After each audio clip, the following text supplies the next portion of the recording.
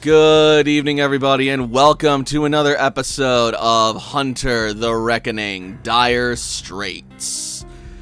As always, I'm your host and storyteller, Working Class Werewolf, and tonight I'm joined by my wonderful friends and players. We have Himbo. Keep it holy and kick out these dirty monsters from our beautiful cherry grove. We have Frey. Blah, blah, blah. We have Shay. Blah. We have Nyx. Blah. Use your words, guys. Come on. Blah. Luigi! And hopefully we will have Shiloh later tonight. But for now, the show must go on. So, before we get on stage, how are we all doing tonight? I am crawling my way to Friday. Ain't Tired that a as mood? hell, but we keep putting one foot in front of the other. I feel that. We keep Good. on going. Continuing to be scared of the supernatural horrors that are about to be ahead of us. The horrors persist, but we stay silly. Indeed. We kind of have to, otherwise we go insane. Indeed, and as this year ends, I am also making my expedition towards 33, so we're all crawling forward ever so slowly. But in the meantime, speaking of moving forward, shall we get back into this world of darkness? Yeah. No. I suppose. Oh. What is whimpering? Who is strangling a puppy? What is going on? That would be my cat. Why does she sound like someone strangling a puppy? That's how she sounds like. That tracks. Some cats just sound like they're dying when they're just making noise. My God. My default audio cues are strangled cat. In any case, let us get back to it then, shall we? Hell yeah, let's do it. Alright.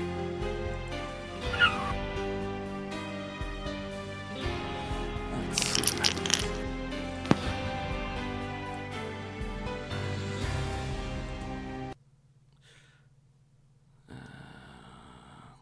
Recap, that's right.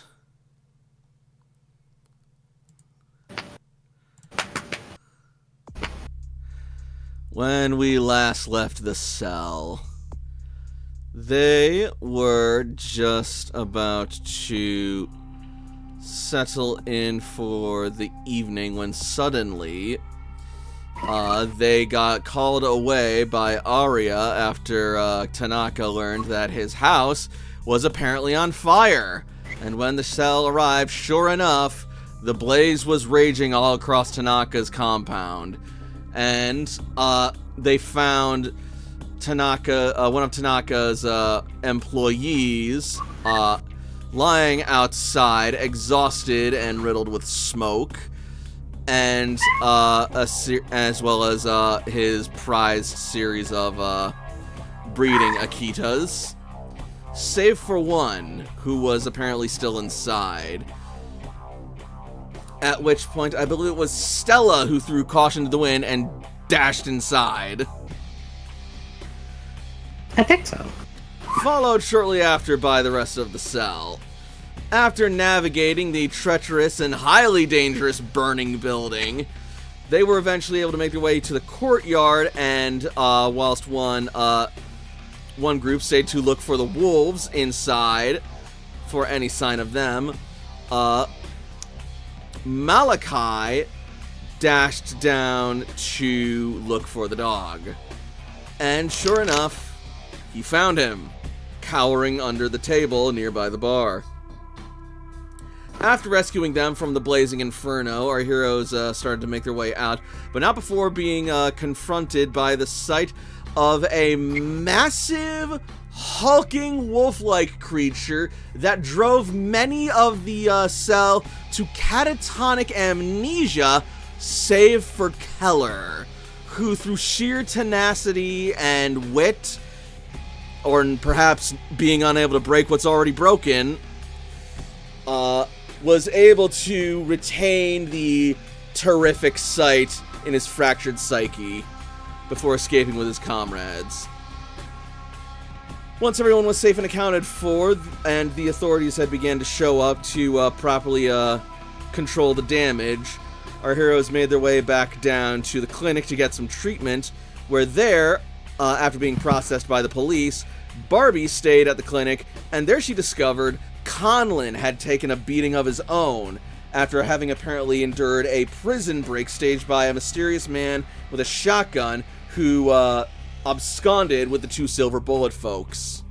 After being reassured as best he could, Barbie eventually rejoined with her cell, and Stella stepped out after a brief confrontation with her ex to go to the bar for a drink. On the way there, they ran into the mysterious Adler, who invited the cell in to have a discussion and a drink all together.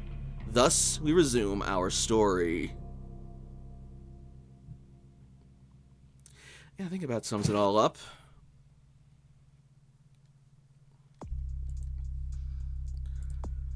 And we will open back up to the Corn Snake as our heroes make their way inside.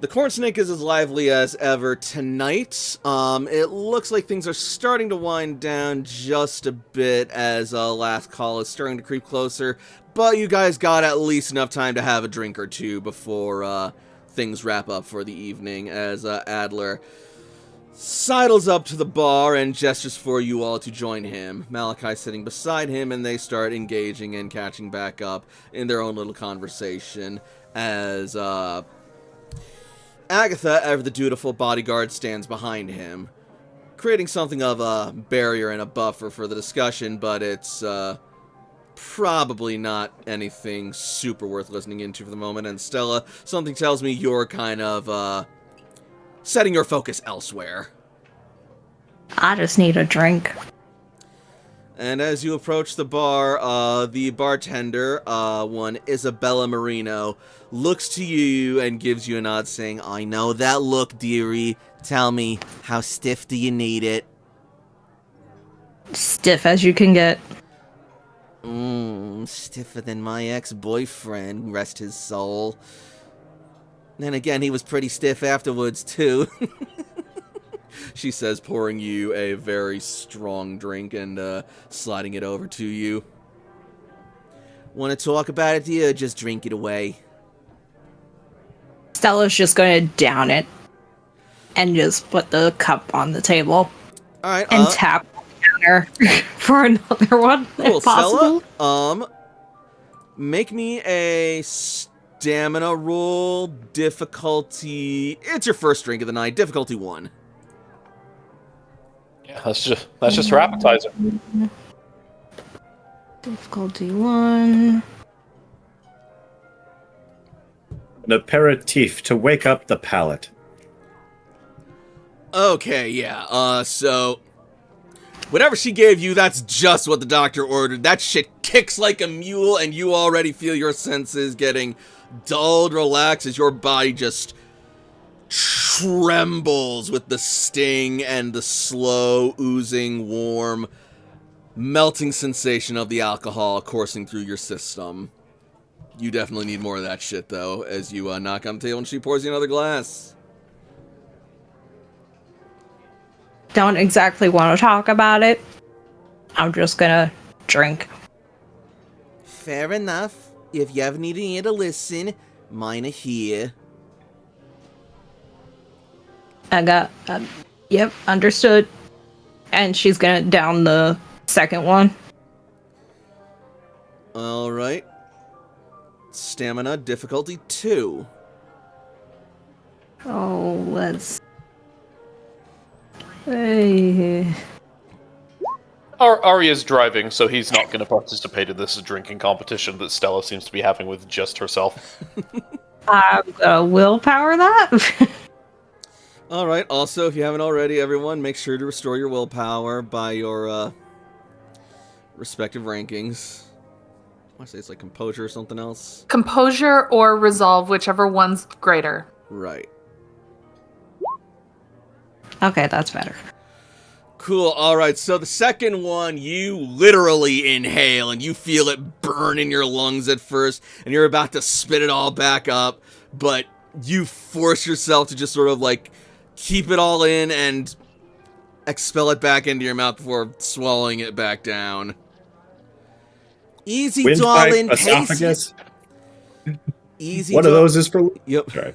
I was just gonna say, easy, darling. Pace yourself. Remember which hole it's supposed to go in.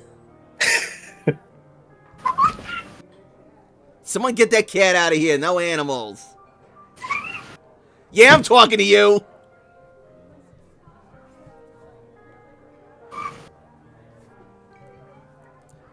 Alright, all kidding aside, though, yeah. So you are able to down that drink, and you're able to hold yourself still relatively well. Stella?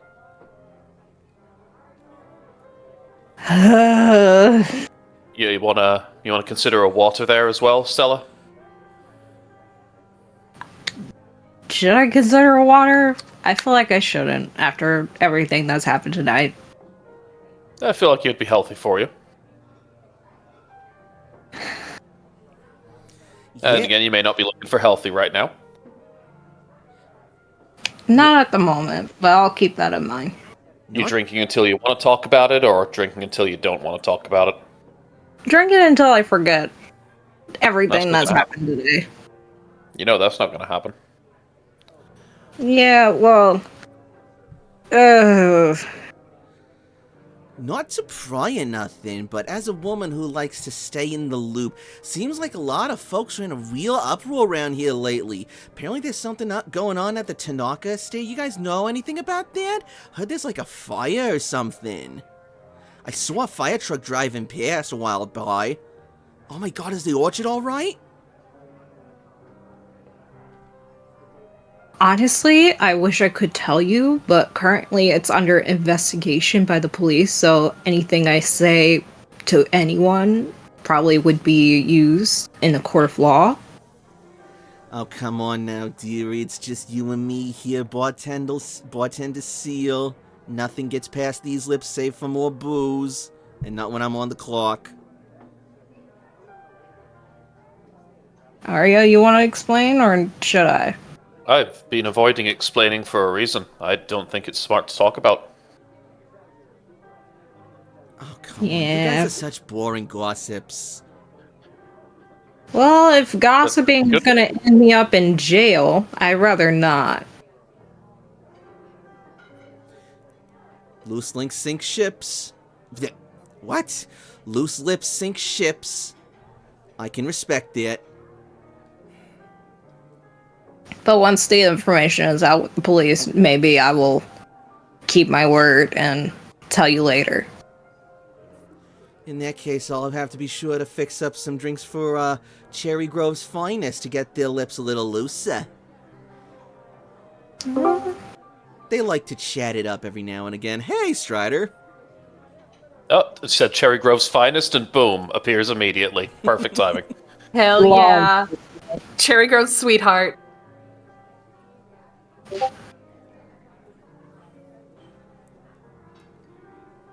AJ says hi.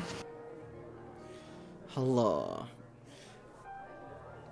We were just in the midst of the opening scene as everyone was gathered in the Corn Snake. You and Adler are having your own conversation off on the side, whilst Isabella is trying to get Arya and Stella to spill the deets about the Tanaka situation and the fire, to which she's not having much success.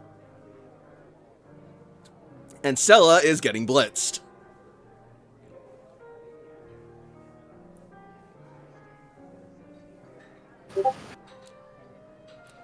Did Stella drive here? That sounds right. I believe she did. No, she walked here. She walked here. Her bike is still at the either still at the clinic or she went with you guys to the estate and then went with you guys back down here. Good. We're just gonna make sure to avoid her driving back.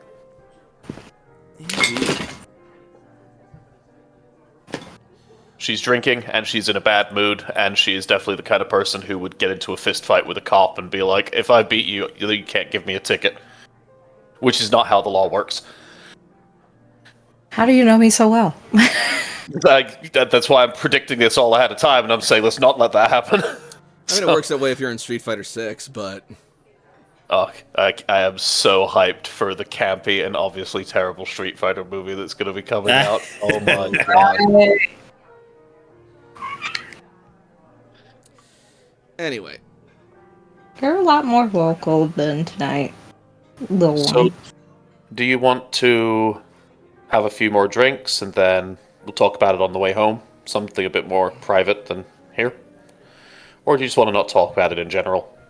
I mean, I'm kind of involved.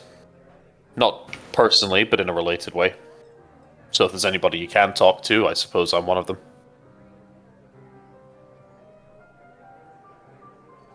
I guess a few more drinks and maybe a walk home would be nice.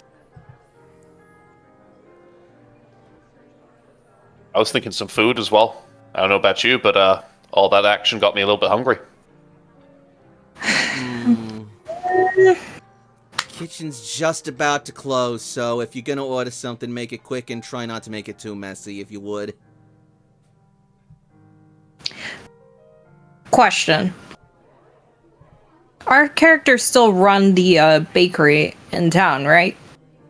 I mean, not our characters, but we know the people who do.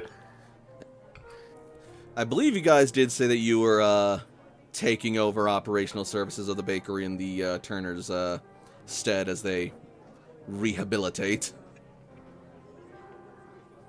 Maybe not all of you, but at least some of you. Yeah, like Probably with administrative reduced stuff. hours, but like a bit of just like trying to keep the doors open so that they have something to come back to. Mm-hmm. Yeah, like admin stuff though. Like I'm not a baker, so I shouldn't be trying to make the goods. We could probably just get something from the bakery, if anything. Yeah, we'll figure a way to make it work. But I suppose, yeah, we are kind of... We'd be the people who have the right access to that right now. Why? Well, the kitchen is about to close, so... It's not that small of a town. There's not only one place to get food. It's true. Besides, you're wasting drinking time. You got to catch up to yourself. Come on. Speaking of catching up, you guys see that new guy in town? Tall, dark, and dangerous looking? Sets a lot of people on edge, but he, I don't know. Kind of a look if you ask me. Slow turn towards the camera, breaking the fourth wall.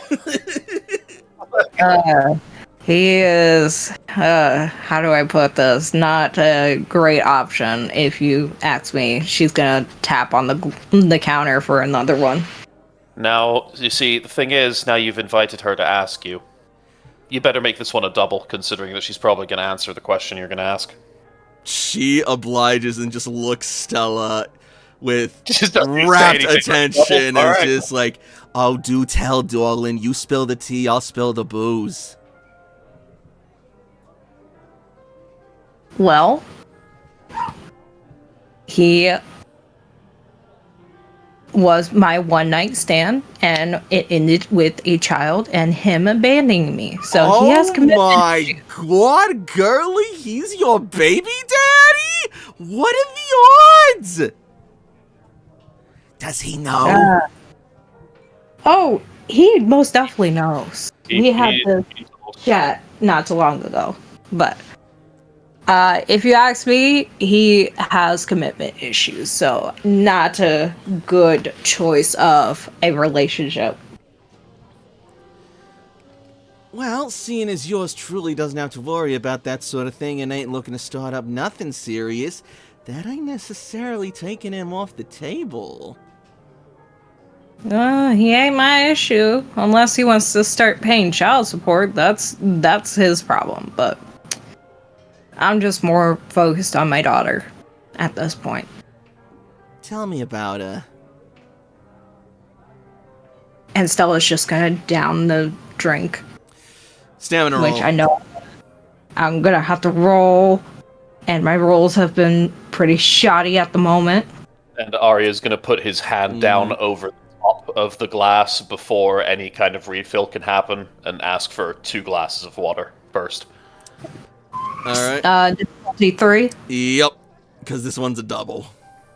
Ay. Willpower. Oh man, this is great. We're 20 minutes burning through it with booze. PowerPoint down. Hell yeah. Yeah, I mean, you can do it if you think it's worth it. Yep. You know what? Desperation die as well. Why not? I'm desperate. Alright, so with 2 willpower, you should have only had to roll 2 dice because one of those was a success. Oh. But I'll let you have this one because I'm nice. Okay. Yep. You'll down the double shot and you're starting to feel it, but you manage to fight through the grog and the haze and keep your wits about you for now. And then you notice Arya putting a hand over the shot glass, preventing refill, and orders 2 waters. And despite any begrudging feelings, your better judgment tells you that might be a good idea. She is gonna nurse the water like her life depends on it. Thanks, Arya.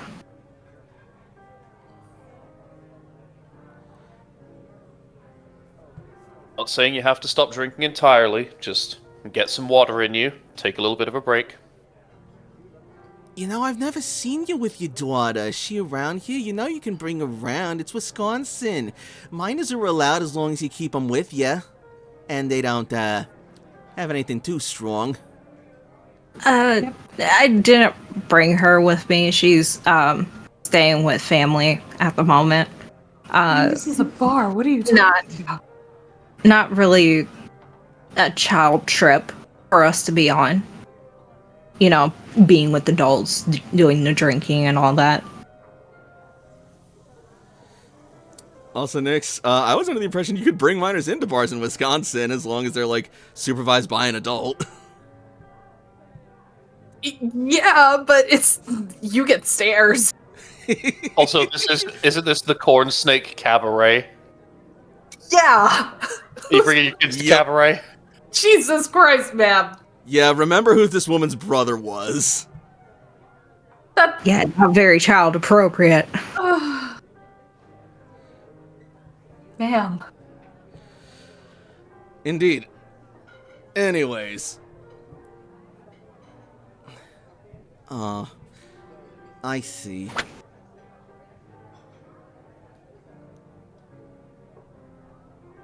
What about you, Arya? You got much of a family these days? Or you ever the hermit? Tucked away in your little cave up there? Retired? Well, yeah, mostly retired. Just have some family, and that's about it.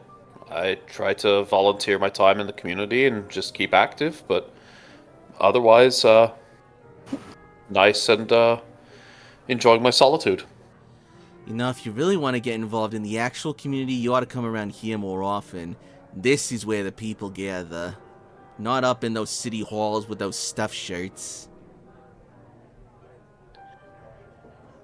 I suppose I can make myself a little bit more seen around here, though I'm not really the drinking type, so wouldn't be the most fun. Fair enough. Suit yourself.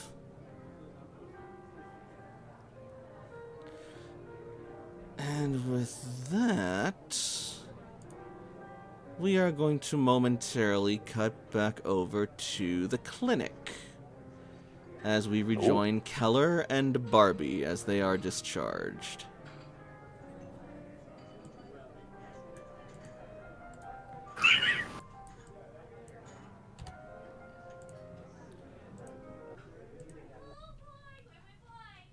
Let's see.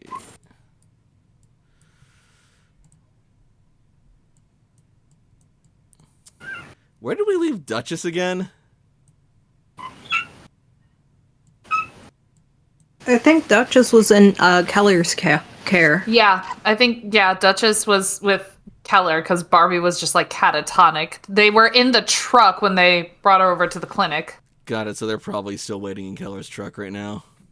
Probably. Yeah. If they're not with Keller directly, then in his truck, definitely. Because Keller had a bit of burn damage because he and Barbie took the aggravated when we were in the house. And they were like, all right, Keller, you got to stay here and get treated a bit. And Keller's like, oh, but the dog, oh, okay.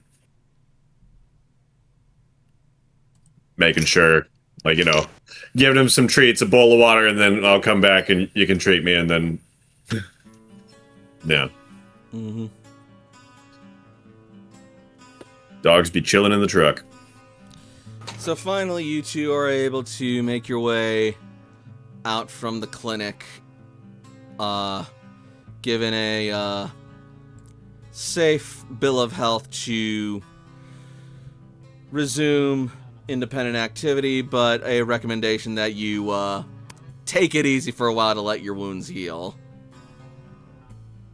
and not put too much stress on yourselves. Do the best we can.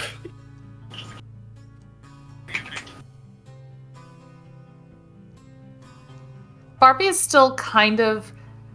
She's more lucid, but she's still very quiet. She's not her typical bubbly self.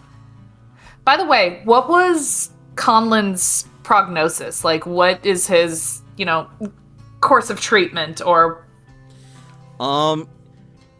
It seems like he's got, some heavy bruising, but thankfully nothing is broken or nothing is, damaged to the point of, severe internal bleeding, but he is going to be kept overnight for observation. And hopefully discharged in the morning. Got it.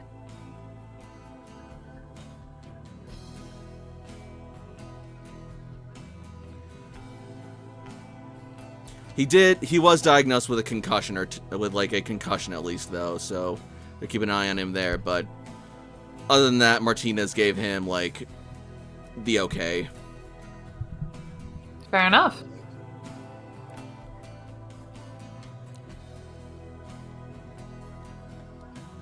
So yeah, Barbie, you find yourself standing beside Keller and you hear the distant, muffled, yet shrill whines of the dogs waiting in the car, scratching at the windows as the sight of you. So we get back to Arya's, try and get some rest. Barbie gently nods.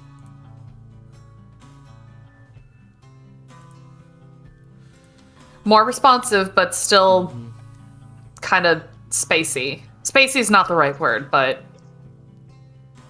I think Keller knows what she's going through right now, or at least he could probably recognize potential PTSD.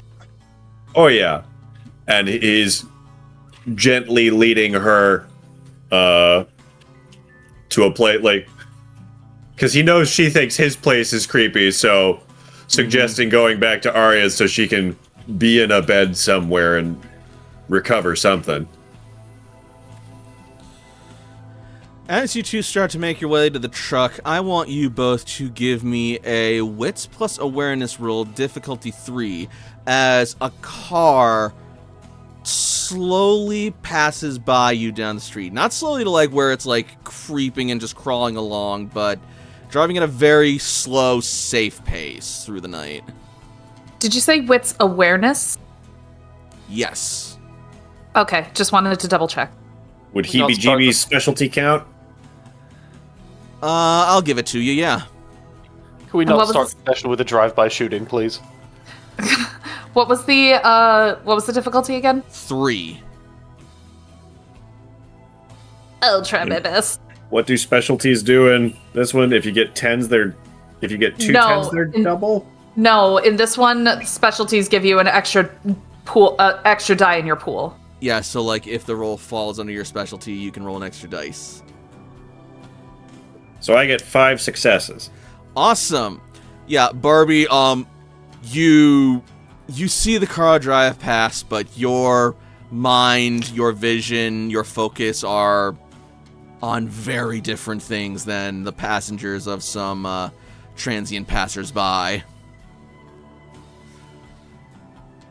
Keller, on the other hand, you manage to get a glimpse inside the car as it passes, and you see at the wheel is none other than the good detective Sarah Morgan, private investigator, and in the passenger seat you see young Isabella Harper, looking just as catatonic and horrified as Barbie, if not more so, as they pass you by and drive off into the night.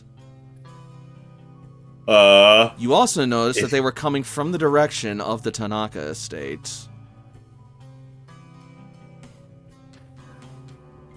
If he manages to catch eye contact, he will give, like, just a brief wave.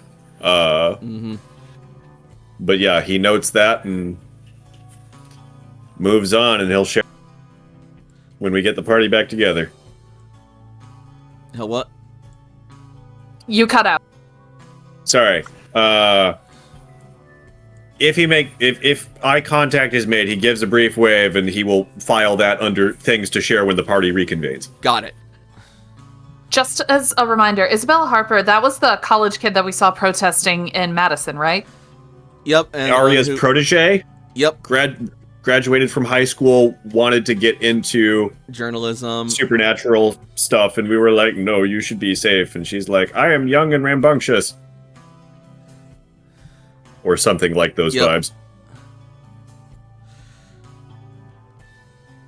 Yeah, that's her. But yeah, so you notice that and you make your way to the truck to go to Arya's. Speaking of Arya, back over to the Corn Snake.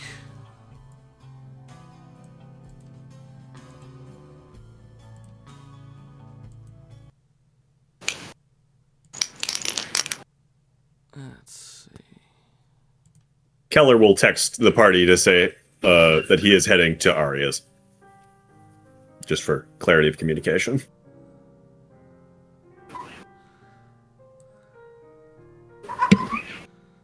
Are we still waiting on Malachi to return? He hasn't said he's gotten back yet, so possibly. But in either case, Adler will sort of look up and excuse himself briefly from his conversation with Malachi to the rest of you and say, "Oh, but where are my manners? I got so caught up with talking to my old chum here, I've barely introduced myself to you a lot, and the dear friends of my dear friend Malachi.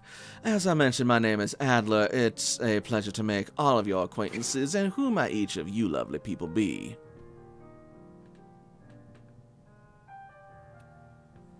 Stella's just nursing her drink. The drink of water. My name is Arya. I'm an associate here of Mr. Malachi's, and this by my side is Miss Stella. She's just gonna give a nonchalant, wave, hi. Stella, you ain't no streetcar, but Desire is definitely your name. Or if not, it's mine when I'm looking at you. And he just flashes a grin. Oh my god. Stella's gonna give a look up and down and just go, and go back to her drink of water. He's Too much of a twig. He's going to chuckle and sort of nod and be like, "Not the worst response I've gotten from something like that. I'll take it. So what brings you lot to Cherry Grove?"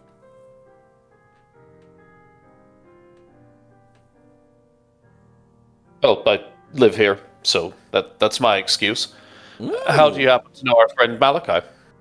We had a chance encounter back in the streets of Chicago. And do forgive me for assuming you're out of town.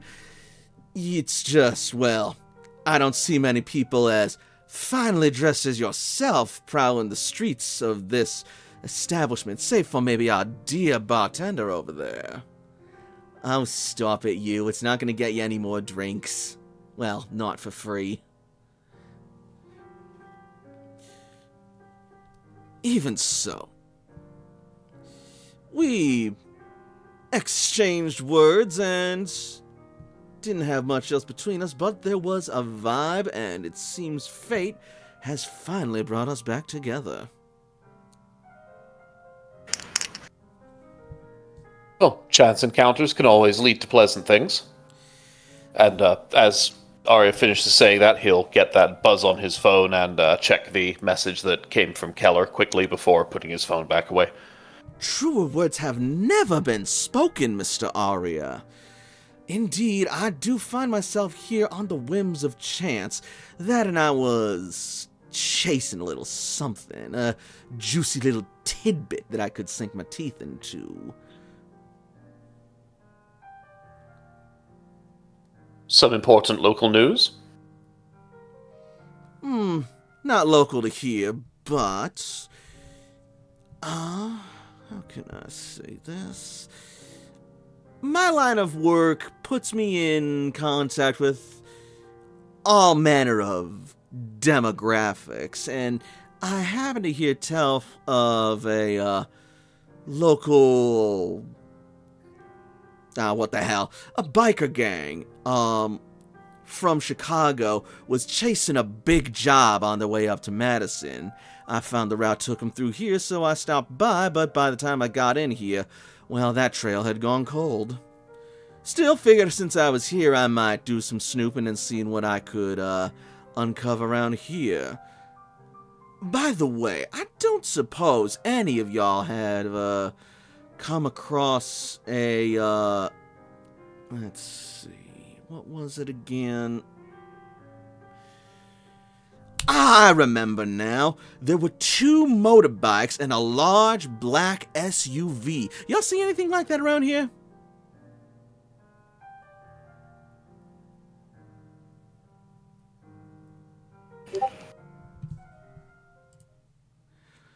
Welcome back, AJ. We were just talking to Adler. I mean, I own an SUV myself, but no motorbikes here. Let me think otherwise. Make me an... Actually, Ari, you wouldn't be able to make this roll because you weren't there. Stella, though. Make me a wits plus awareness roll, difficulty 2, and because you've been down in those brewskis like a champ, you are not going to be taking any penalties. So, wits plus awareness? Yep. Oh my god.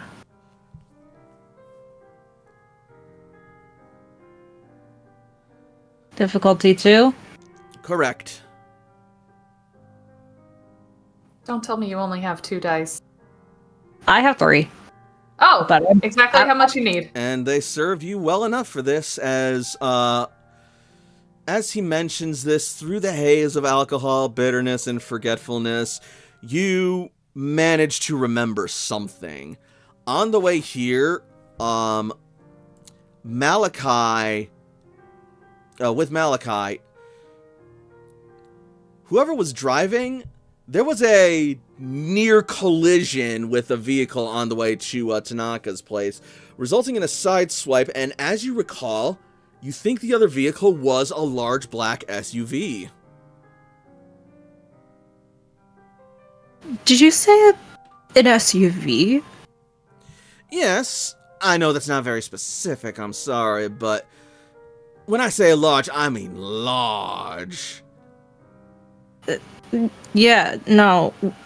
We were heading over somewhere and one of our cars almost sideswiped them. Really now? Yeah. What, you think just because I'm drunk, I'm gonna lie?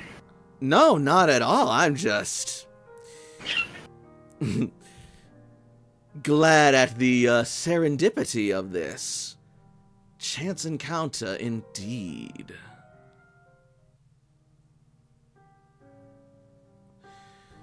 Okay. Do you happen to see where it was heading, by chance? I don't know. It was heading in the opposite direction of us. Alright, fair enough. Well, looks like you may have had a run-in with some, rather nasty sorts. Just be thankful that they didn't think it worth their time to, chase you down or pull your asses over. Still, it's a little strange that they, for such rugged and intimidating brutes, wouldn't just... You'd think they wouldn't let that sort of thing slide unless they had much bigger problems. Like saying they had a package that needed to be delivered? Possibly, or a deadline to meet.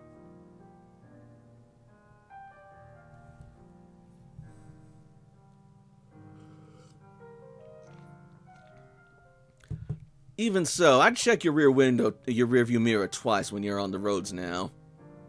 You never know.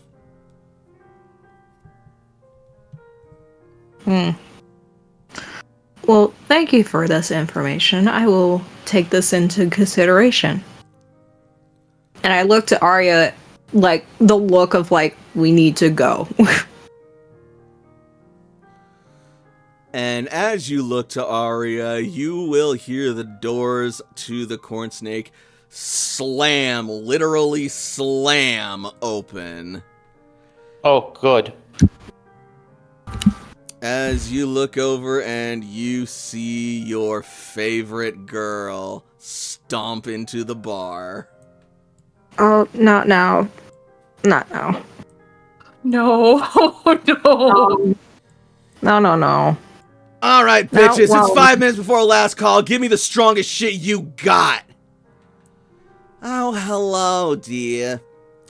Sup, Viper? Kitchen closed? As a matter of fact, we Emily. just shut it down. Oh, damn it. Here I was craving some cheese curds. Well, in that case, I guess I'll just take all the beer nuts you got in your strongest drink. Oh my, I spies with my little eyes some thick-ass thighs. Says Adler, watching as Amelia makes her way over to the bar. Need an adult. And I'm not even there. You will then see him get up, step forward, and slide over to Amelia. Oh no. Oh no. Look over to Stella real quick and let her know that I don't think we should leave just yet. It may be about to get good. Oh my god, no. Pardon me, ma'am, but would you mind if I bought you a drink? Amelia's just gonna whirl around and look at the guy. Who the fuck are you? Oh, but of course, allow me to introduce myself. My name is Adler. It is a pleasure to make your acquaintance, my dear. Someone turns to Malachi. Malachi, aren't you gonna stop him? I'm gonna get out of the blast radius.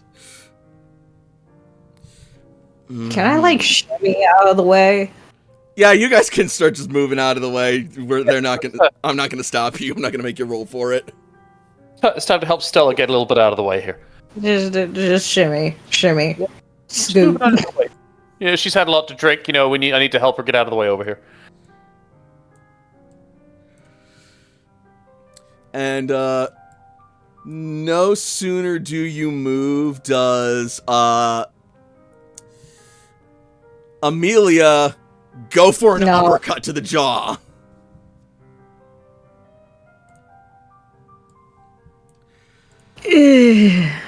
Let me see how this goes real quick.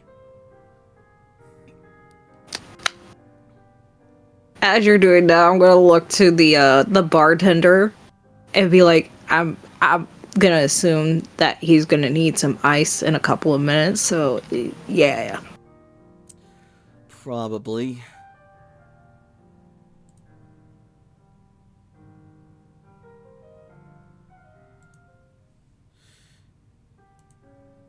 Probably less than a couple minutes. Probably more like a few seconds. And let's see.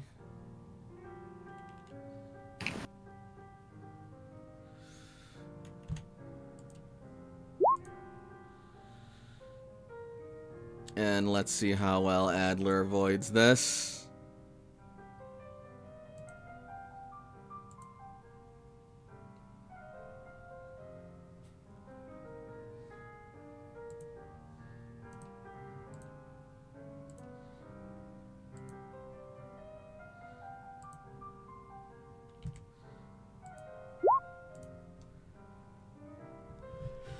So she is going to go in with a massive uppercut, and he is going to dive back at the last possible second. He's like, whoa, Jesus! Right, come here, you. I'm kicking your ass.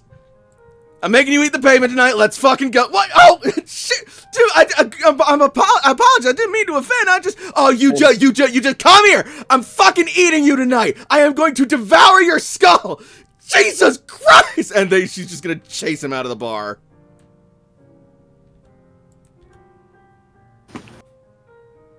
At least it wasn't my problem. At least this time. At least she didn't break anything this time. Now would be a good time for us to get our check, by the way. Yeah, probably a good thing. How much do I owe you? She will, write you guys up and, slip you the bill.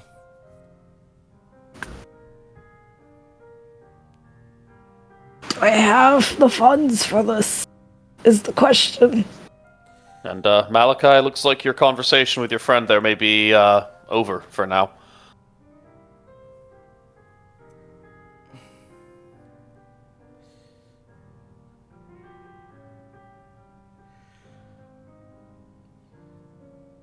I am going to say, Stella, what is your resources? Resources is... Do I actually have to look on my other character sheet for those? Dang it. And now I put my resources, like, not, like, too high, but, like, medium. You've already spent so much time thinking about it that it's cost Arya money being here, so he pays. Oh my god. Alright. Arya covers the bill, and you guys are good to go. Doesn't even make a dent in your finances, Arya. What? Yeah, no, we already spent too much time arguing. I'm losing money with this conversation. Let's go. I will pay you back in due time. You sober up first, and we'll take care of all that other stuff later. Right. Alright. And so, you guys all head back to your dwellings, or is everyone just going to reconvene at Arya's place? Reconvene at Arya's place. Yep, I guess we're reconvening there until we disperse for the night. Alright. Then yeah, as you guys pull up outside Arya's house... Let's see, where did I put that?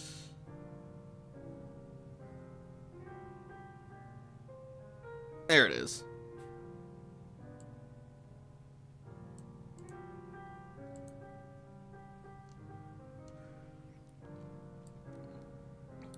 That is interesting. I'm actually looking at my old character sheet, and it doesn't say anything about resources on here. Then you might not have the resources background. Lit. Don't worry, you can easily take it. It only costs you 3 experience points per point. Lit. How much XP do you have right now, by the way? How much XP did we have currently? before everybody start We spending. should have a total of 68.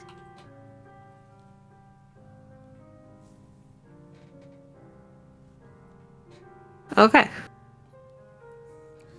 So I was gonna say, if you had any left over, I would be willing to let you take 3 of it and put it into the first dot of resources, so you have like resources 1.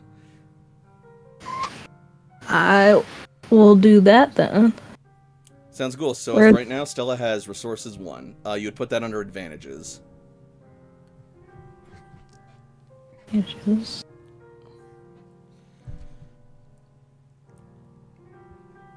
But yeah, so Agatha and Malachi will, unless stated otherwise, head back to the RV, whilst Barbie, Keller, Aria, and Stella will meet back up at his place.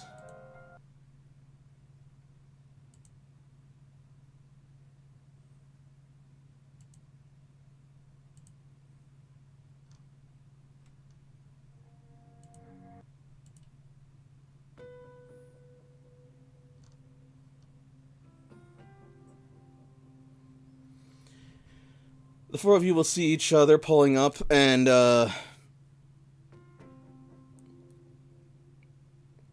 making your way out of your vehicles. Stella and Aria, you see that Barbie and Keller are looking bandaged and patched up and much better than the burned state you saw them in prior. Keller waves.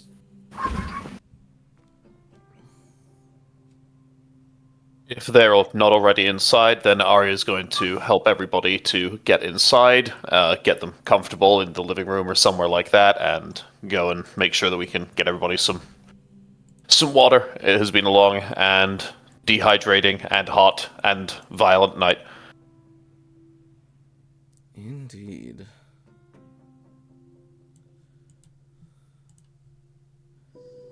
He's paying particular attention to try and keep aware of Barbie's mood and how she's faring, because she's definitely the person who's of most concern right now. Valid.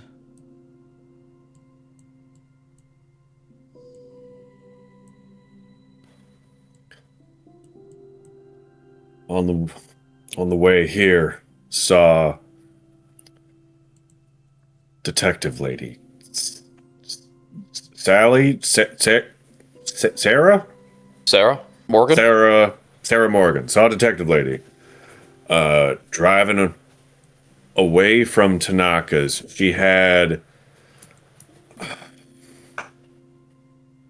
gung ho high school reporter Izzy, her looking a bit traumatized and out of it in the passenger seat.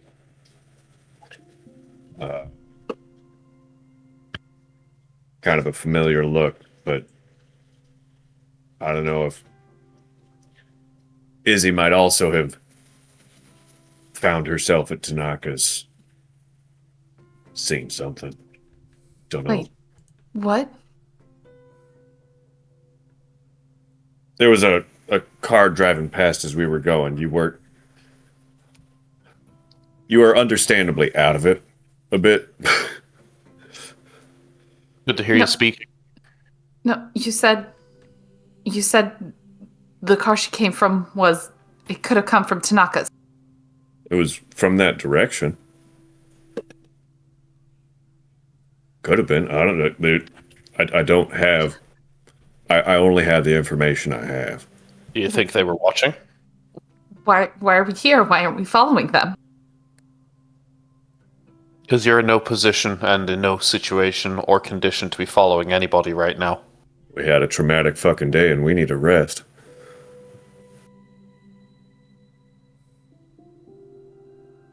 Barbie looks like she wants to argue, but she just doesn't have the energy to. At that moment, Barbie, your phone will buzz. Who is it? You are getting a phone call from Tanaka.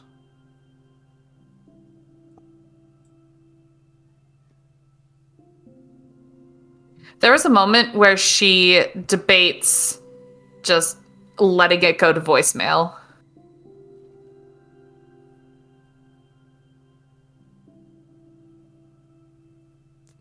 It's up to you.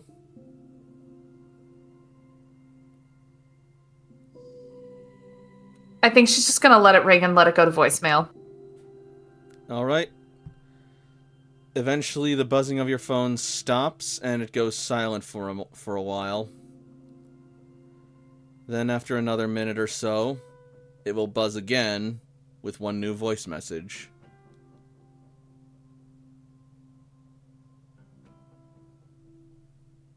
She'll listen to it later. Fair enough.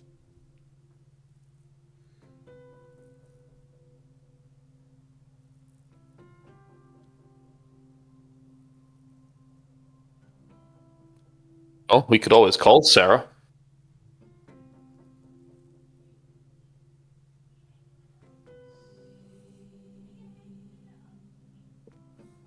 What time of day is it? It is late at night. Got it. Yeah, it was just last call at the bar. Right.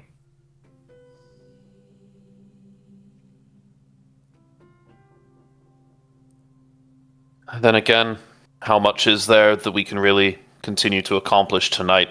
I think a lot of us need rest, really, more than anything right now. Yeah.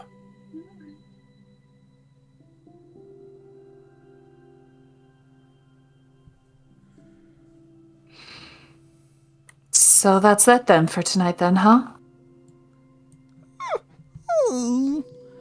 Duchess puts her head against you, nuzzling you sympathetically and encouragingly.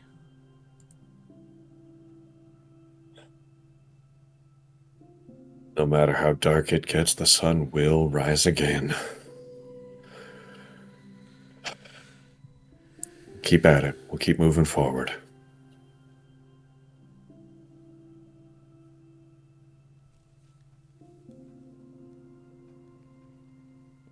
All right, fine. I guess see y'all tomorrow morning then. I mean, this goes for you more than anyone. You really have to get rest. Don't. I've got a side room. You're more than Don't. welcome to stay there. If you need to leave, you can leave. You know what? Don't treat me like a fragile doll. Okay, just don't. Okay. You can sleep on the couch if you prefer. Barbie. Nobody's training you like a fragile doll. You can handle yourself. I know that better than anyone. We're just worried about you. And as your friends, and your compatriots, and partners in crime, let us worry about you.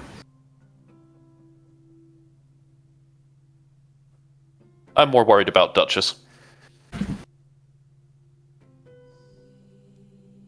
Duchess tilts her head.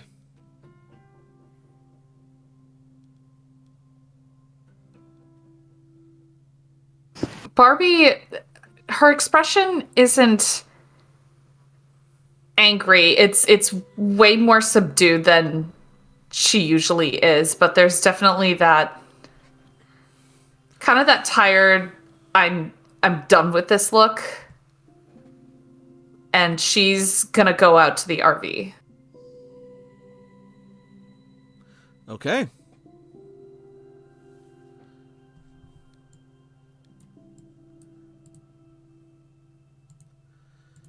Duchess will attempt to follow. She won't stop her.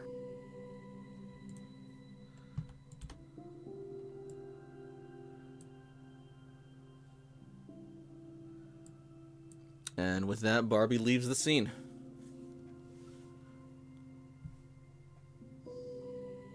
Yeah, Arya's not going to press. He has a side room that's available that he keeps kind of together for anybody who would come by to need it. It's not specifically something for Barbie or anyone like that. So he understands when somebody needs space, and he's going to allow it to happen.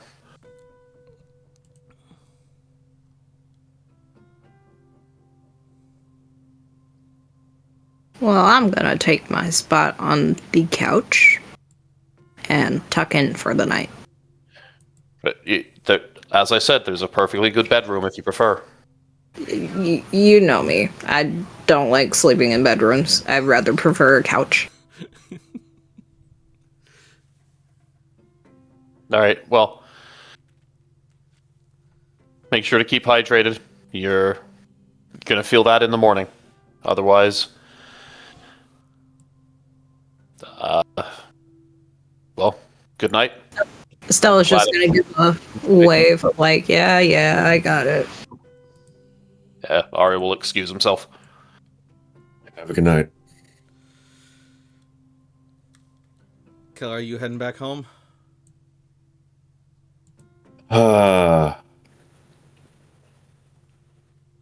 Otherwise, there is apparently a side room available.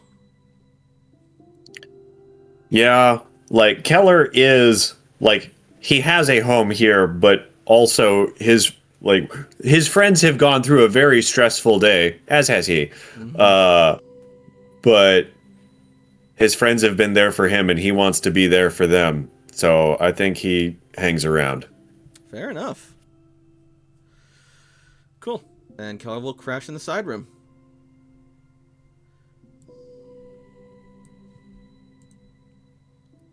And before the night passes, we are gonna go to the RV.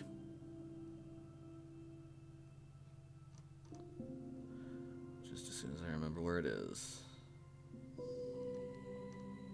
It's parked right outside.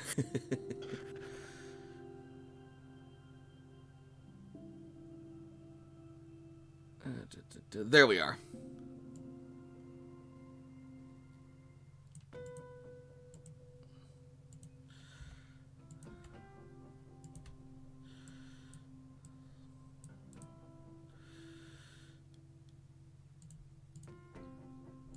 So, there will be a knock at the RV's door, to which Agatha answers and sees Barbie standing outside.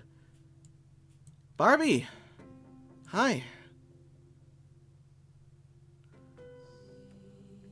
I assume the bed's open, or are you two using it? You need a place to crash? We got some room, yeah. Cool, thanks. And she's gonna go off. Dutch is probably traveling behind her. And just goes in for some... Like, she just wants to be alone right now. Fair enough. Can I get you anything? Glass of water, or... I'm fine. Okay.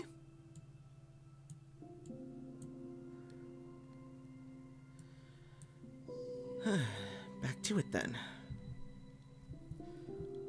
And she will go back to her laptop on a desk.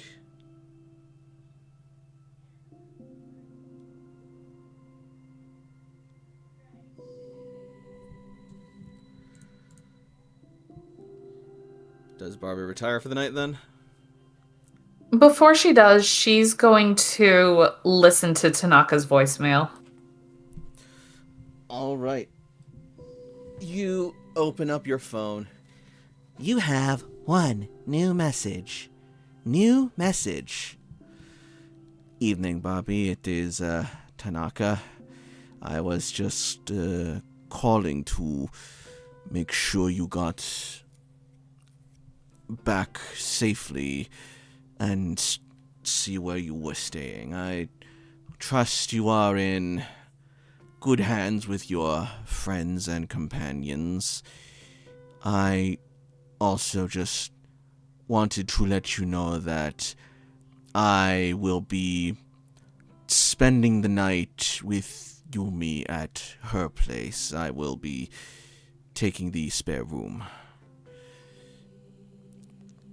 I wish you the best. I hope you are in good health, and call me back when you get the chance. I love you. Good night. To repeat this message, To delete this message, press 1. To hear this message again, press 2. To save this message, press 3. She turns off her phone. Or not turns off her phone, but hangs up the voicemail thing. All right. The notification does not go away and still marks it as one voicemail in your inbox. She swipes that away. It doesn't swipe away. God damn it. You know what? Fine.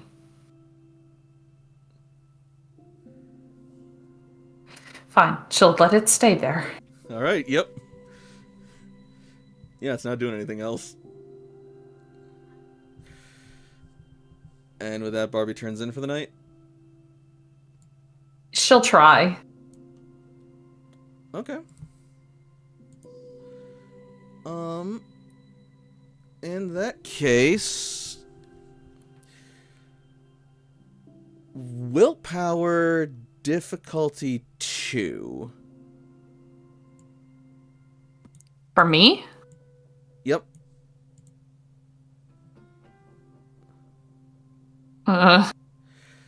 It takes everything you have and a whole lot of effort and maybe more than a few hugs and cuddles from Duchess, but eventually you are able to fall asleep.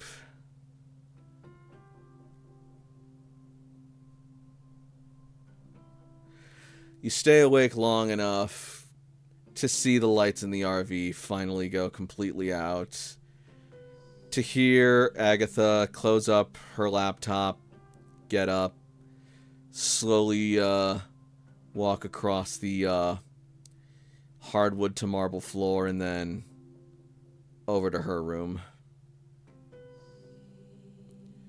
closing the door and leaving you in darkness and silence, save for Duchess's loud snoring.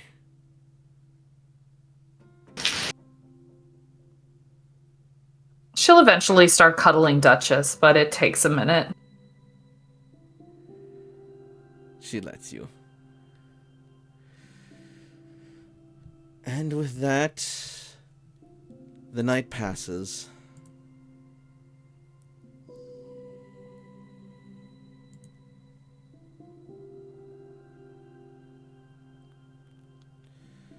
Let's see.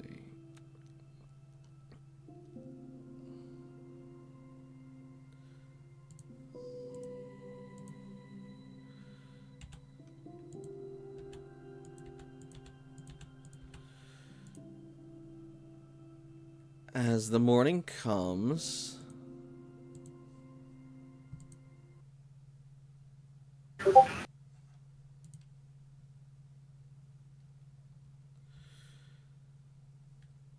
a new day dawns in Cherry Grove.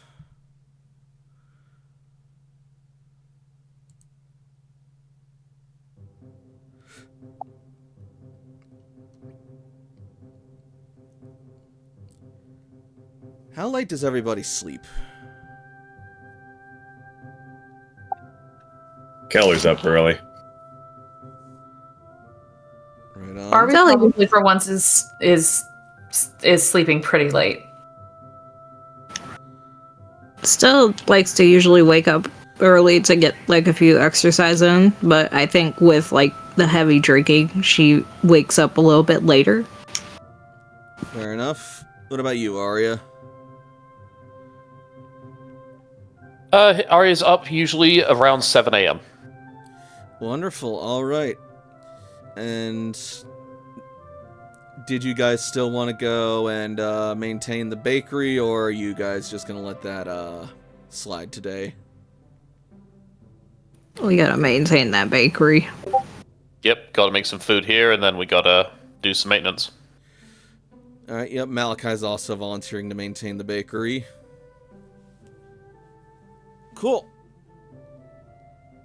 Would Keller be doing that too?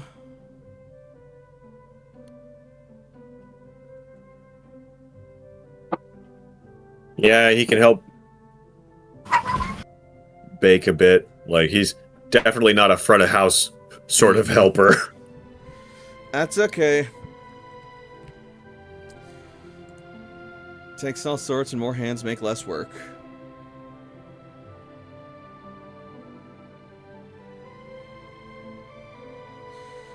Let's see.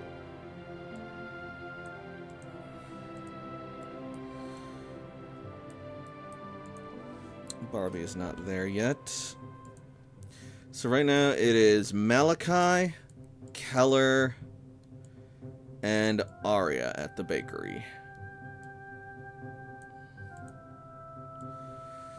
Yes, they will, I'm sure, leave a little note, like in the group chat, letting people know where they're going to be. For anybody who wakes up later.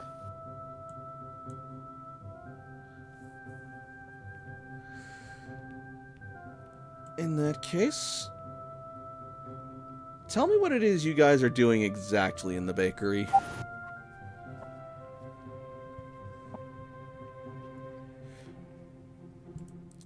Oh, Malachi's maintaining it so you guys can move along. Yeah, don't worry. I do have a plan for a little scene here either way, but Malachi does not have to be a part of it if you're not up to it. He's more than welcome to if he is, though, but yeah. Cool, so Malachi's doing a lot of the managerial work in the back. Keller and Arya, what are you both doing? Like consulting recipe cards and trying to improve his baking. They're just like, All right. trying to produce food that can be sold in the reduced, we don't have as many hours open as when the actual bakers were here. I am going to call that wits or composure plus craft. Difficulty 2.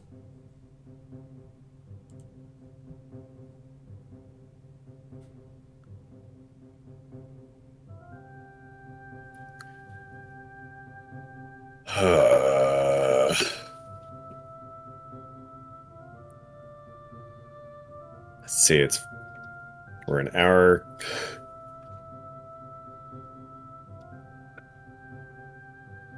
Do I want to spend a willpower on this shit? Or are you desperate enough to try and make it better? We'll try and push through, and people are probably aware that the Turners aren't here and that we are trying our best, but it's got reduced hours and I'll put a willpower in this. Okay. We roll up to 3 dice.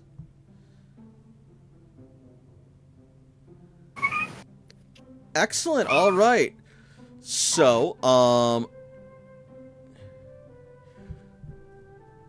at first you are scared that you overcook them a bit and you just yank them out of the oven and just try fanning and cooling them off as much as you can.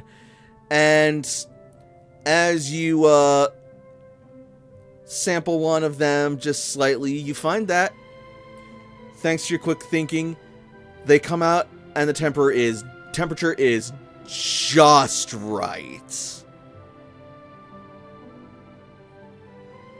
I think I'm getting better at this. The crust is a dark golden brown and perfectly flaky, and it's got not necessarily that soft melt in your mouth, but a very satisfying brittle crunch to the texture.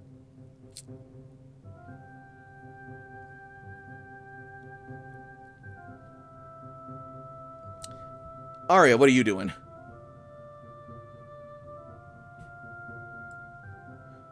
Well, Arya got up early enough that he was going to be able to have himself something to eat and maybe getting a quick workout as well. He is still very concerned about what happened inside the house because obviously he didn't go inside and he's only really seen the after effects of what's happened to people. But he is going to send a text message to Sarah Morgan. Cool. And what are you doing to help maintain the bakery this morning? He is doing kind of like inventory-related tasks, making sure that they have enough of each kind of product and each kind of, like flour, sodas, fruits, syrups, things like that, and putting in orders to resupply stuff. All right, we are going to call that a wits or intelligence plus awareness or finance.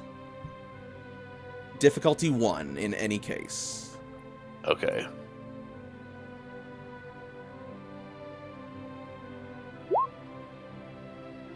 Three successes. That'll do it. Yeah, you managed to accurately go over and chart the inventory, and looks like, yeah, so far, despite the absence of the turners, things are holding together well enough. You've got enough fresh ingredients. Everything is where it's supposed to be. Definitely no risk of cross-contamination anywhere. Looks like you're running a pretty decent ship so far. And, what message do you send to, Detective Morgan?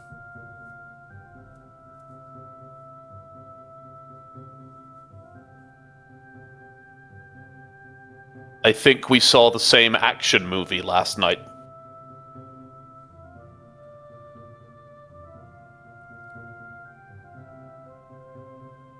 It's a kind of a coded way to say that, I think we were both at the Tanaka estate, but also still, give a potential out if questioned directly. Cool. She does not respond immediately, but as you finish sending... I figured that would take time. Was it? I figured that may even take her time to respond as well, but he just kind of wanted to put the feeler out there. Yeah, for sure.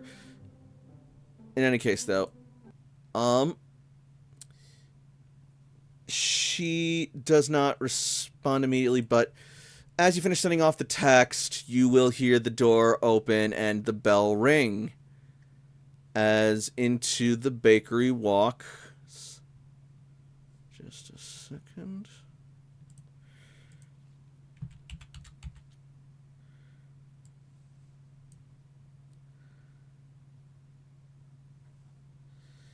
These 3 individuals. It's the feds. It's the feds immediately. Don't talk. Don't say shit. Let's see.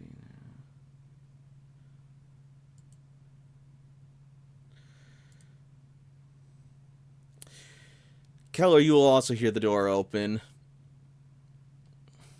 as the bell rings and sounds. And Ari, I'm assuming you're at the front desk. Yeah, he'll be up front. You will be approached by the older gentleman in the black suit while the others sort of just eye the bakery and look around. Morning, sir. How you doing? Good morning, and welcome to Turner's Bakery. Doing quite well here. I hope you are as well. How's your morning treating you? Mondays, am I right? They can be very trying, very tough. Is there something that we could get for you here to help make the morning easier for you? Yeah, I hear tell that you guys make killer lemon squares. Is that true? Keller pokes his head out of the kitchen just to having heard. Mm-hmm. As you poke your head out, the man in the black suit's gonna look over behind Arya and see you and just give you sort of like a friendly smile and a nod, and he says, "How you doing, champ?" Keller, make me a willpower roll, difficulty 5. Oh no, somebody talk to me! I don't like when somebody calls me champ. Reminds me of my daddy. I don't suppose my thwart the unnatural helps. Is this Hebe in my GBs right now, good sir? Close, but no, it doesn't.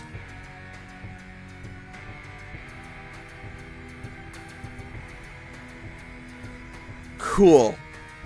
So, Keller, as he says this, you just suddenly flash back as your mind remembers something as it smashes the pieces of your fractured psyche and memories together to form a cracked but clear picture of this man, much younger, much leaner, leaning over you as bright fluorescent lights shine down on you, his silhouette barely showing his face as he leans over and just rubs your temple and just whispers to you, "How you doing, champ?"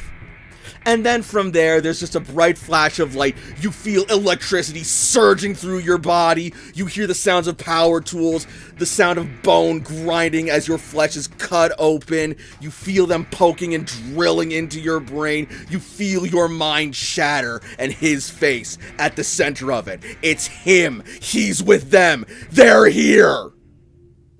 So Keller was like drying his hands with paper towels after having washed his hands from, there's various different. First rule of food service: have clean hands. So like he's drying his hands with paper towels, and they just kind of fall to the floor as he just kind of freezes. Yeah, you just stand there and you go catatonic as you are just on the precipice of losing your damn mind and either running out of the bakery through the wall or lunging at that man and tearing his throat out with your teeth before gouging out his eyeballs and just doing God knows what else. The lemon squares are considered to be fantastic, absolutely. They're one of our highest sellers. Oh, wonderful. I'd be happy to take some. We only just skipped breakfast. Just one for yourself, or some for the rest of the people that are with you? Let's make it a bag. Something to go. Anyways, though. Yeah. And he waits patiently for you to ring him up.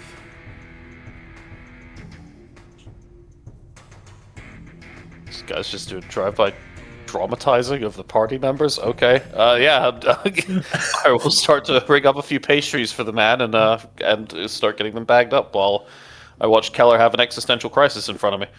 I think Keller just kind of turns around and heads back into the kitchen to go hyperventilate in the walk-in. Yep, sounds good.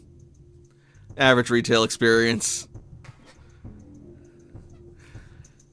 As you ring him up, Aria, he is going to take the lemon squares and he's going to be, "Thank you so much. Oh, but before I forget," and then he is going to reach out to get his wallet, but as he does, he also pulls out a badge.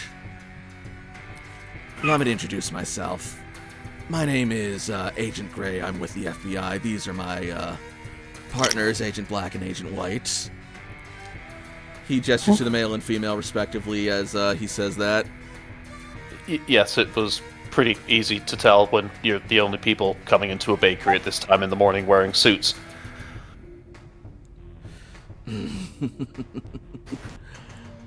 Well, and here I was trying to be formal and friendly.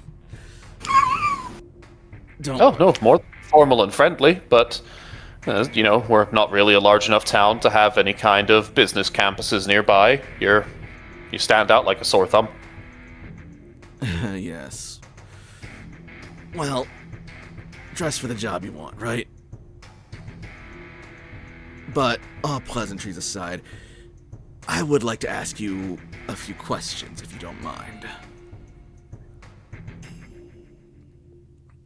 I certainly may. I do have quite a bit of work that I have to get to today, but I can try to answer some questions.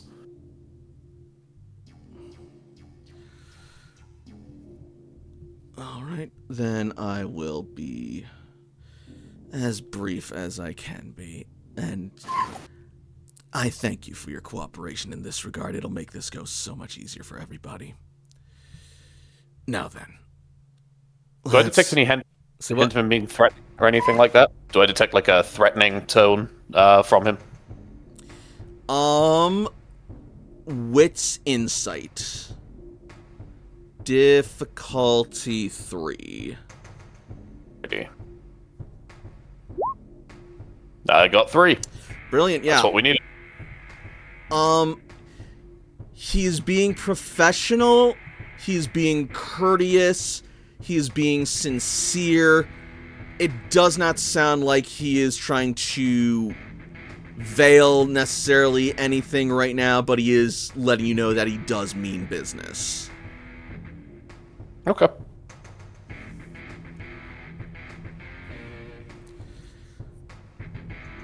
Now then.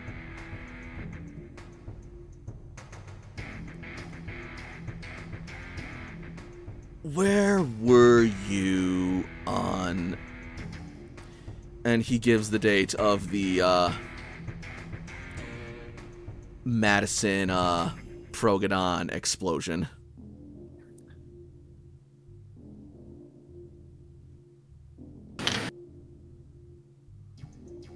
I was at that time of day, both in Cherry Grove and then later on that day in Madison. But we made it back to Cherry Grove before the end of the day, so I suppose I returned back here. Mm-hmm. And what were you doing in Madison exactly? Delivery. Delivery of what? Not something that I was informed of. So you were just dropping off a package that you had no idea what it was? For whom? No, we weren't dropping off a package. Ah, I see. So you're picking one up then? Yeah. Who are you picking it up from? Oh, we were not the ones picking it up. We were just participants there. Somebody else picked it up. I'm not sure from whom. You're not sure from whom? No. Wasn't something that we were meant to be looking into, so I didn't do so. Uh-huh. And who were you participating with then? Is there a reason that you're asking questions that you already are going to have the answers to? Give me charisma plus etiquette. Difficulty 3. Also 3. We take them.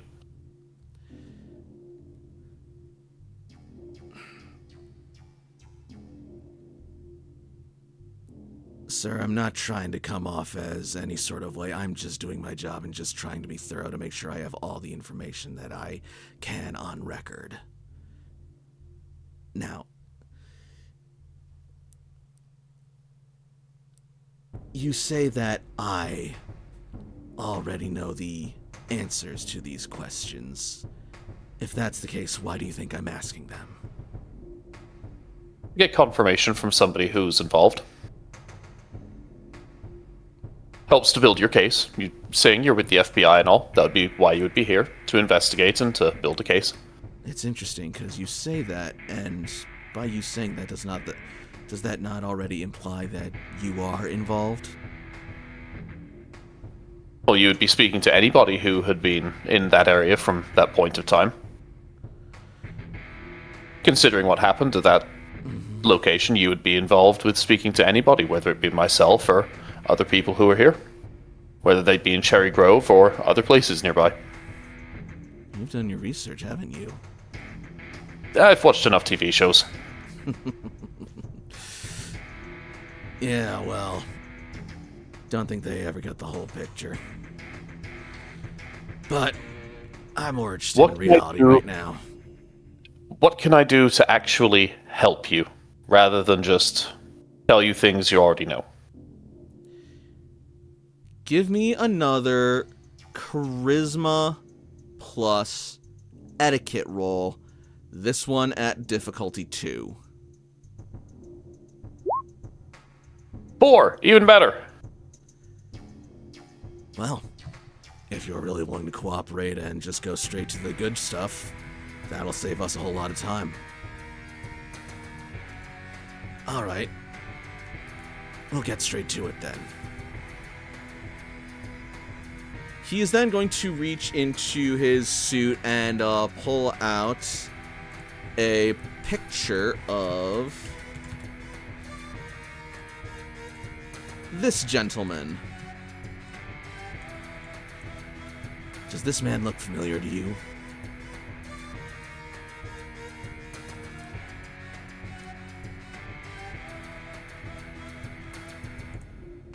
So, to me as a player, I think that looks like the person that we picked up, that Tanaka picked up the things from. Yeah, that is correct. Looks like a Resident Evil scientist. Also correct, yes. Well, no, that's totally not Dr. Birkin from Resident Evil 2 Remake. What are you talking about?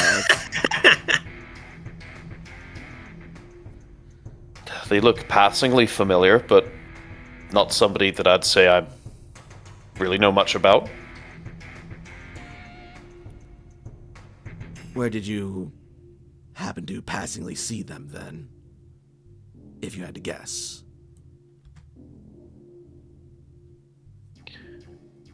Somewhere driving within the past few days, if I recall.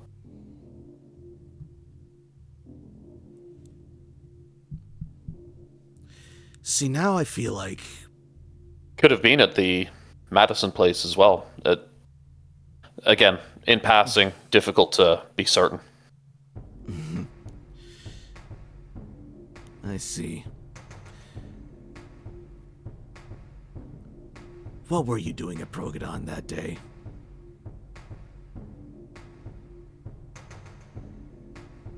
I was driving. Where to? From here to there, and then from there back to Cherry Grove. But as mentioned, just being there is when something was being picked up. And what was the purpose of this drive? To pick something up? What were you picking up?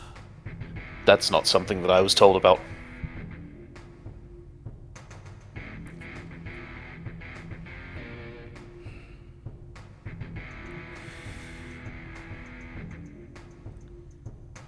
If you had to guess.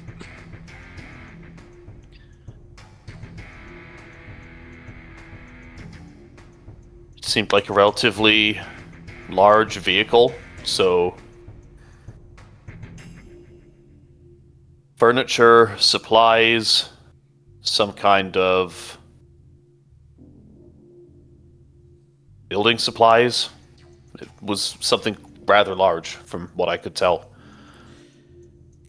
Give me a manipulation subterfuge roll. Difficulty is gonna be 5. Now, I didn't actually know what was inside of the thing, so am I lying? You do know that it was an animal transport truck, and you do know that there were a shitload of cows inside. Okay, well then. I'll go ahead and I'll fail this check right here real quick. I don't have the dice to make it, so... Yep. You know what? I got 100% of the dice that I could get. Is that worth desperation? No, not to me. Sounds good. All right, he is going to These just people sort are of like... unlikely to murder me with a gun in a bakery in the middle of the day. He's going to narrow his eyes and look at you, and he is going to say, "Come on, man, we were having such a good rapport back there. You're going to start lying and bullshitting me now. You knew that I know things. Now how about you just keep giving me the truth, please? Make a willpower roll." Oh boy. Is that all of my willpower dice that I roll at the same time, basically? Yeah, it is your max willpower. Okay. Oh, max willpower? When I just clicked on willpower, it only rolled 3 of my 5 because 2 of them were spent. Oh, maybe it works differently in this game when you like spend it then. What's the difficulty? Difficulty 5. Oh.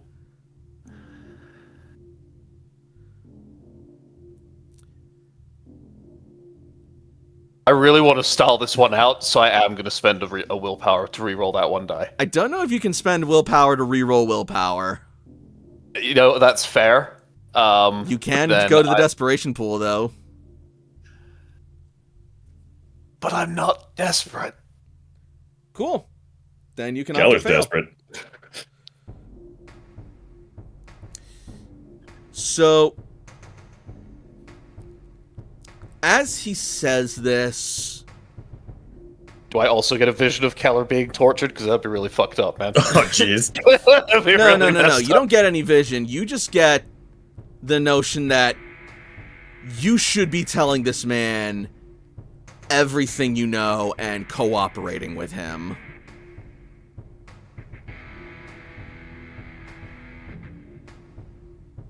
Because, like, yeah, he's right. He has a job to do. He is looking into this very important matter, and if you know anything about it, it is definitely in your best interest to share everything you know with him.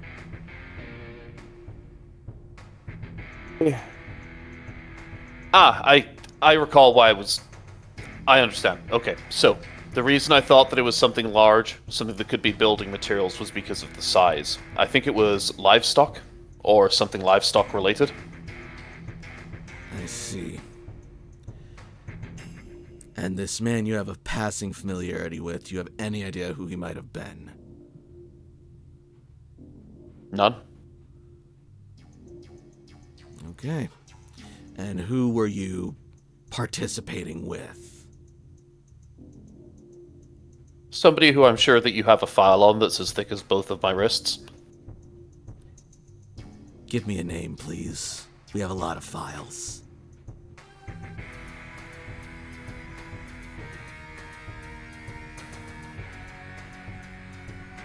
Ari will take a napkin, and he will take a Sharpie, and with things covered from the cameras, he is going to shield the napkin. He is going to write a name down on it, and he will kind of just motion the gentleman forward to look at the name that he has written down. What name do you write? Tanaka. All right. He is going to look And at after the I napkin. give a second to look, then I will take the napkin. All right. Understood. Bit unorthodox, but gets the job done either way. I'm not going to criticize too hard. Now then. Easy to burn and get rid of.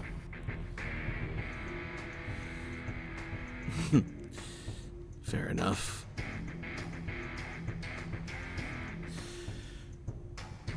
Let's see.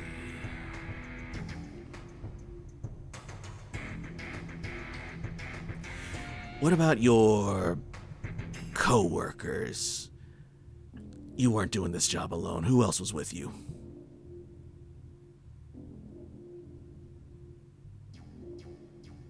Outside of the name that was just mentioned, then there are a group of several others that I've been working with recently.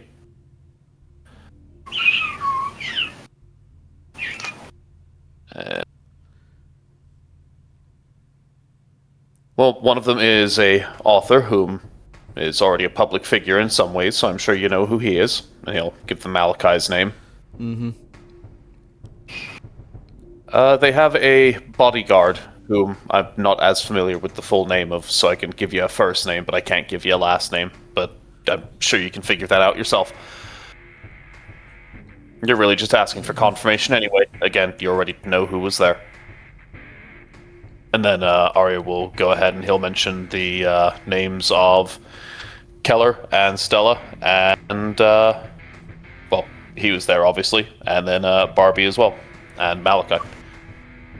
And Yumi.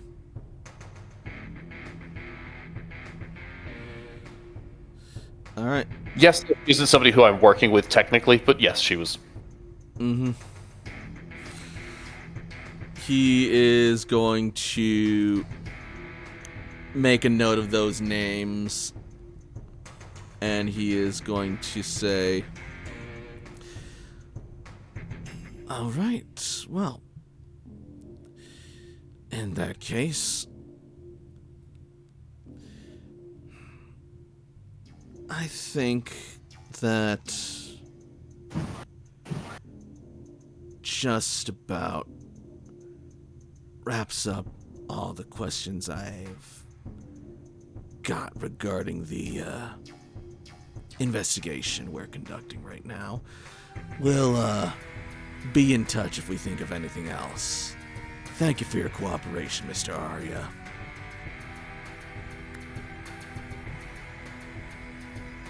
I'll consider this the start of a potential fruitful relationship going forward. And let's say that it's opened positively. Oh, and, unrelated, but did you happen to hear about any sort of, accidents or traffic collisions that have occurred around here recently?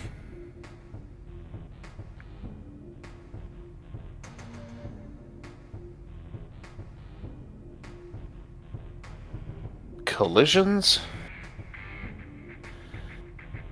Yeah, you know what, don't worry about it. No, this is even just out of character, like, Yep. not off the top of my head. This thing that's jumping No, yeah. out to me is like, specific. Yeah, no, you literally wouldn't know anything about what he's talking about.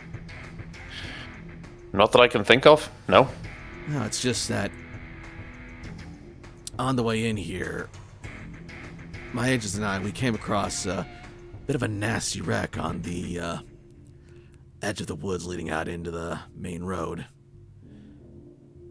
Was just curious about that, if you might have known anything about that is all. But don't worry about it. Well, thank you again for your cooperation. We'll be in touch. What kind of vehicle was it? Large black SUV and what looked like one of those chopper motorcycles, the crotch rocket stuff, you know. Not the most common thing you see in town, but if I hear anything, I'll find out what I can. Appreciate it. Don't know that it's related. It's probably not. Anyway. Thank you for the lemon squares. Both of you have a wonderful day.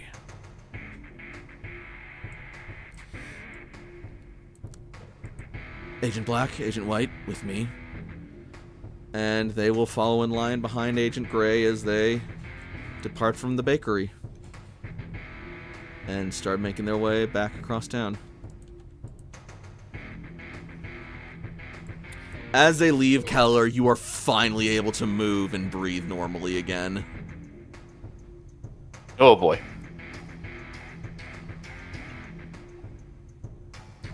Like, Keller's just back dissociating in the walk-in.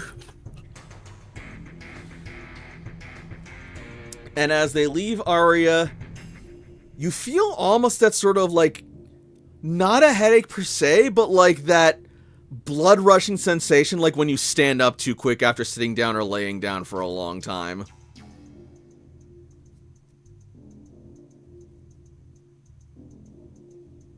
That kind of like vertigo-y sensation. Gotcha. Arya will just kind of grip the counter to steady himself a little bit more, but otherwise won't show too much kind of like stumbling or anything like that.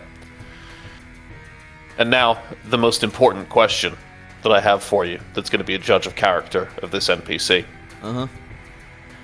Because we gave him some important information. Without making it very difficult for him. Did he leave a tip for the Turners? Because they are good lemon squares. I'm going to say that, yes, he did. And a generous one at that. Okay, then you know what? Good. We're going to make sure that they get it. If he ripped them off, then I wasn't going to help him again going forward. That was an important question. Fair enough. But yes, I'm sorry, dude. When those three people walked in, they were immediately the most federal person that has been around since some, like the Federated Papers 250 years ago. I mean, they didn't seem like they were trying to hide it all that much. They did not. Is Gray with an AY or an EY? AY. Got it. Like the color. No, I guess the color can be spelled both ways depending on whatever. Either way. Yeah, so that happened. They seemed like the kind of people who, if I lied to them, they would just know and be more annoyed that I lied to them. Indeed. And they also seemed like people you really wanted to be honest with.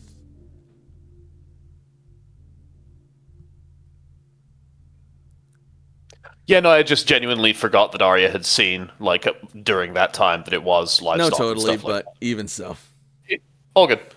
Almost got the 5 out of 5 on that willpower roll. That would have been something, but here we are. No, would've that been was something. damn close. And as you go back, you will see that Keller is not doing well. Like, the back room is empty because Keller is literally in the fridge. And Arya starts looking around, thinking, well, Keller doesn't really take a smoke. I take the smoke breaks. Like, not really Keller. Where's that man at? Keller is not good at hiding. He's big. Just imagine Keller trying to hide behind just like the skinniest lamppost. Incredible sulk over here.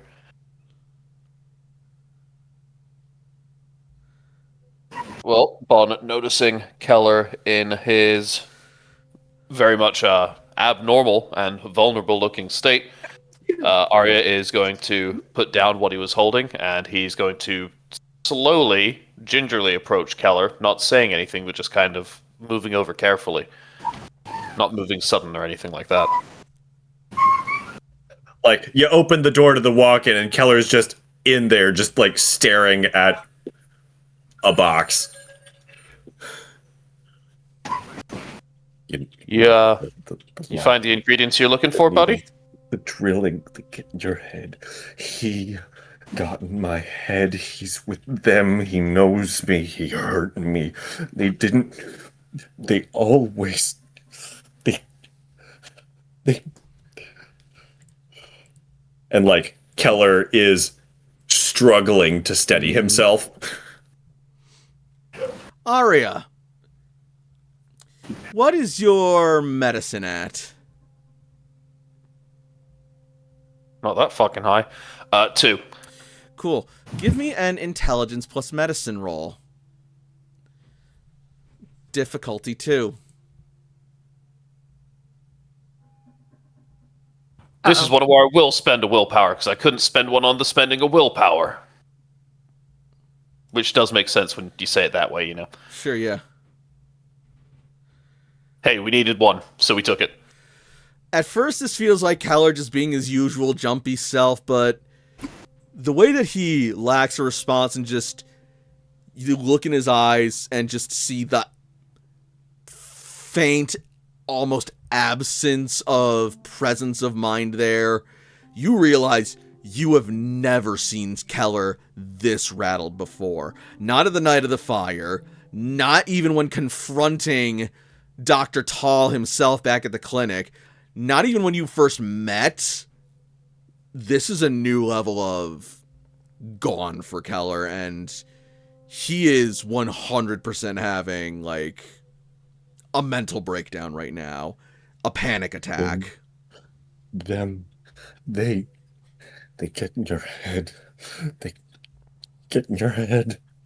Arya's going to move in closer towards Keller, kind of with a lowered stance, keeping himself very much in Keller's view as he approaches.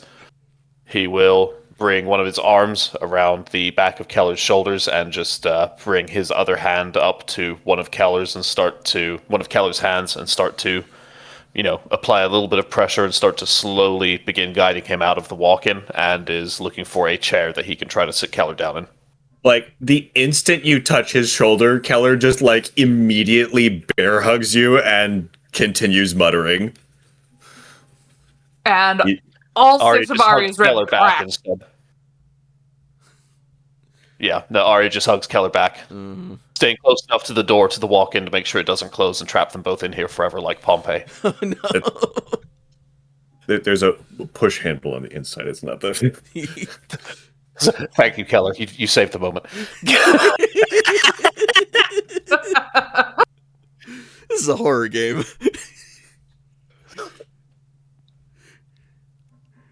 But yeah. I understand that you're going through trauma right now, but at least we won't die in the fridge. Thank you, Keller. Yeah, no, so you guide Keller out, and there's a nearby office that you can, like, take refuge in and sit down in together.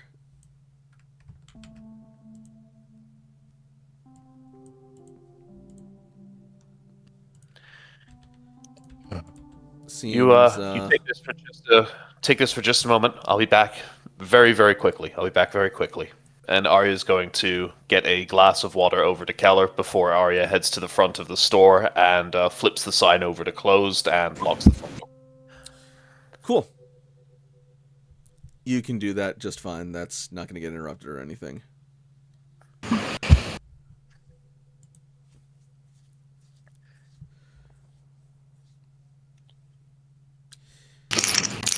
Once he gets back, he'll wheel around the chair from the other side of the desk to just bring both of the chairs to the same side, and he'll sit down next to Keller and just kind of listen to what he's saying rather than interjecting.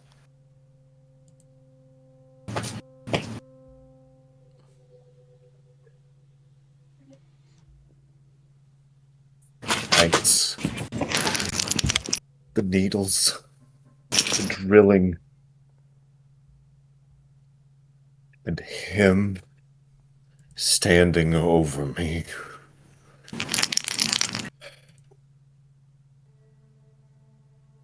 I know him. The one who was just here? Keller nods.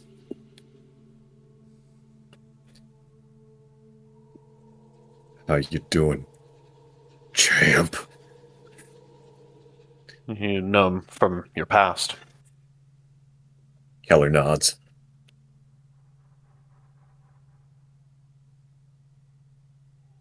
From Chicago or somewhere else?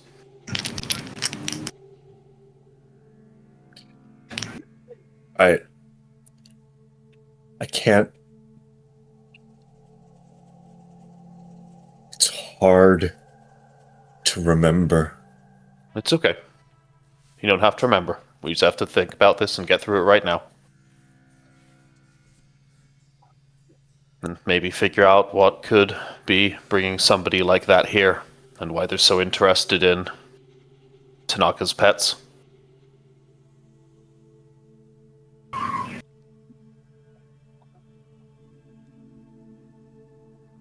And do we tell Tanaka that he has somebody looking into him?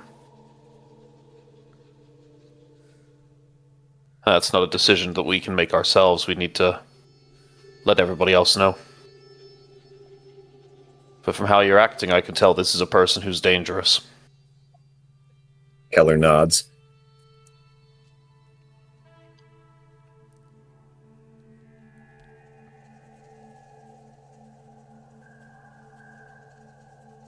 Wasn't Malachi with us here?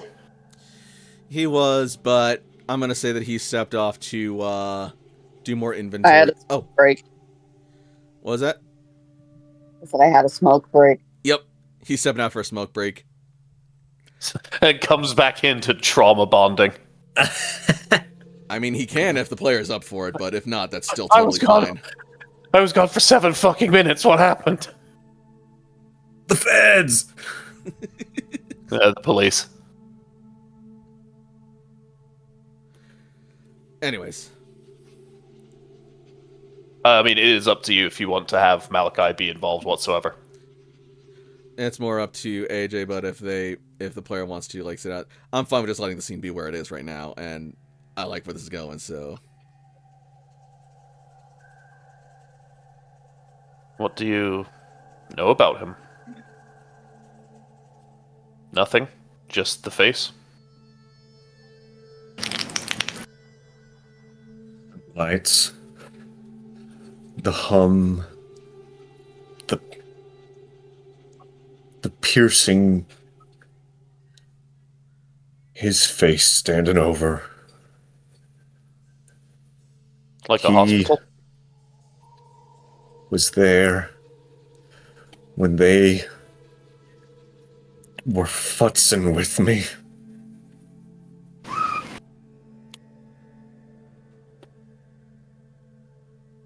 So, an experiment.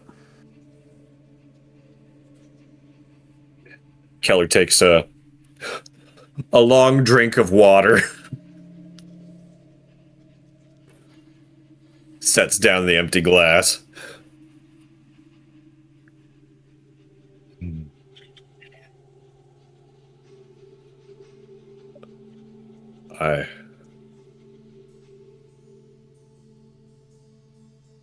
I Take your time.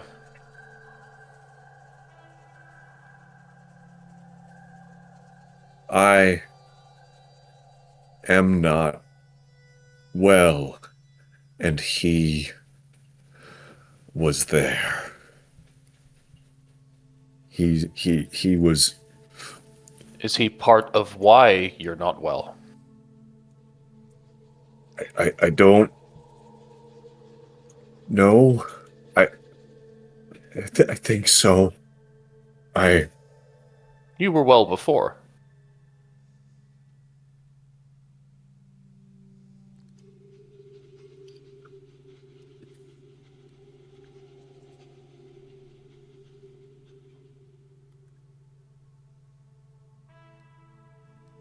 I am interested to see how Keller physically reacts to that statement, saying that he was well before. I'm not sure if he knows. I mean, Arya doesn't know. He's just kind of guessing here, really.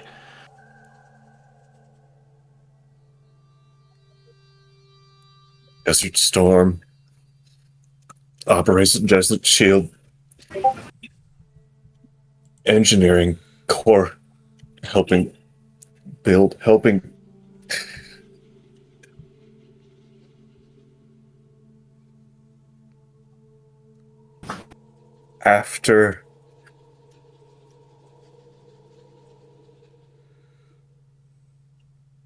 After that, it was after them. It was.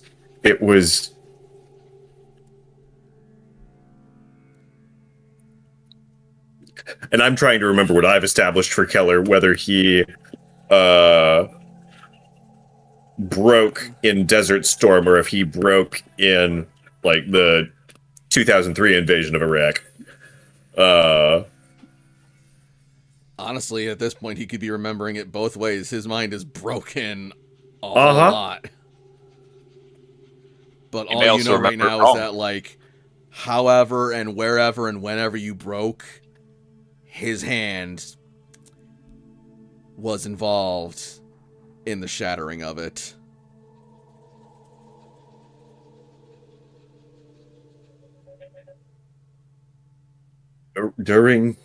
After, I don't.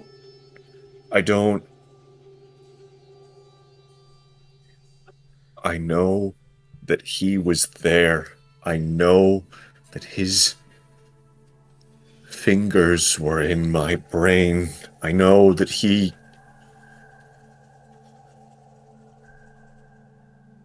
I don't remember.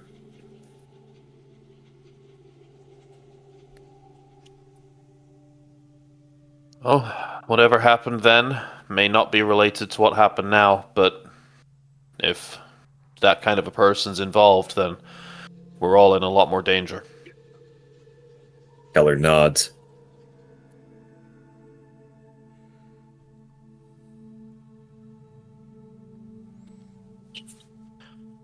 Here, you stay here a little bit longer. I'll get you another water. We'll close up a little bit early today. Is anybody else on their way to the bakery right now?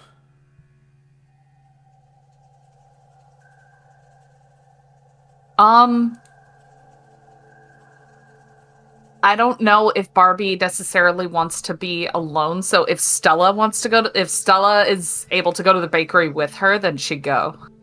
Yeah, I could do that. Cool. Barbie would also like to apologize to Stella for being a bitch. In that case, we are going to jump to just outside the bakery as Stella and Barbie roll up together.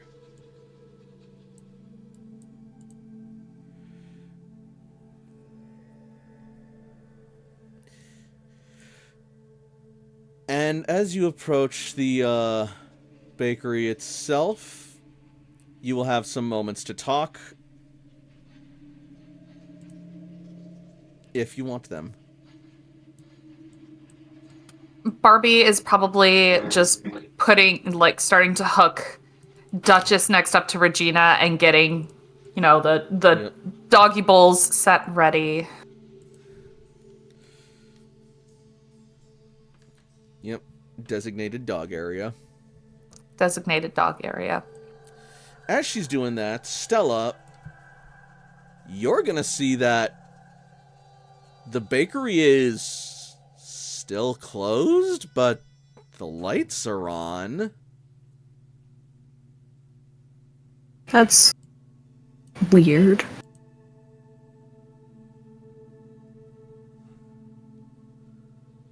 She's gonna try to open up the door. The door is locked.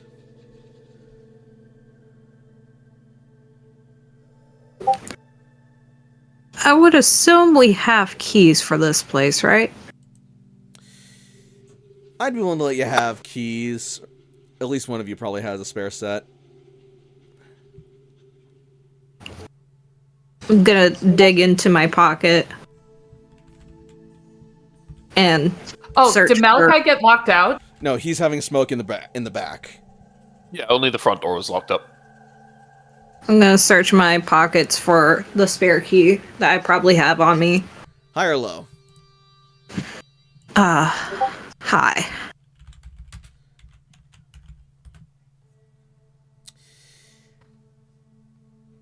Looks like you do not have the spare key on you, so Barbie probably does. Barbie, do you have the key? Apparently the door is locked. Yeah, I think I do. Does Barbie actually? I imagine Barbie would have the key. Yeah, she does. Yeah, I do. Look, Stella, I'm sorry. I didn't mean to snap at you guys like that last night. Barbie, you don't have to apologize for that. I know we were all going through some things, and you more than others were going through a lot of things.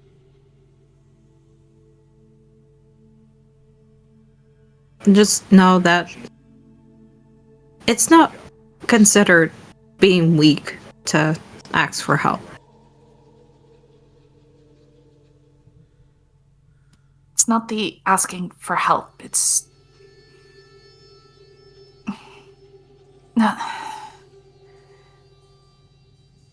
I don't know. It's just, being treated like, oh, she's traumatized, so we have to be delicate around her, that kind of thing. It's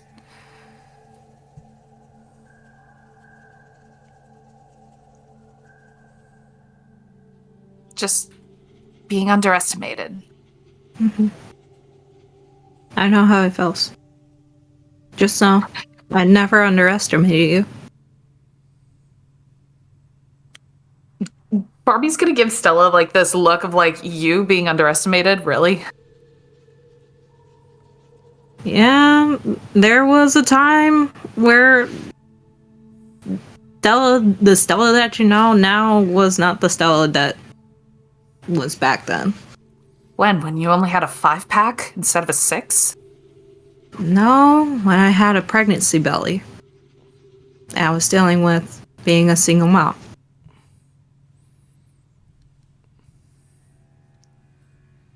So, like I said, it's not weak to ask for help. It's actually the strongest thing that you can do. Because you recognize that you can't handle it on your own.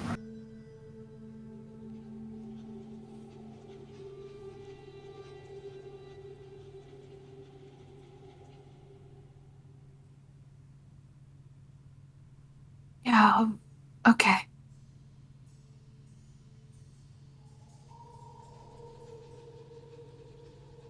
It's just weird. And I don't like it. Nobody does.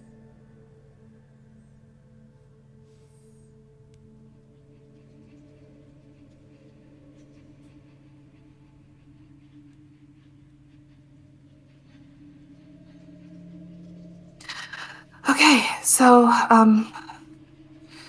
yeah, we need to get in, and Barbie starts unlocking the door. Cool. Malachi. As you are out back having a smoke, which I will represent with just putting you over here. He's already got the cigarette in his mouth. Yep. Facts. He always looks sexy with the cigarette in his mouth. That's a secret. Bad habits. I mean, you could have just stopped it. Malachi always looks sexy. Anyways. Is it a bad habit if it makes you look so good? 9 out of 10 doctors agree it is not. Who needs lungs? Okay. This study was taken in the 40s or 50s.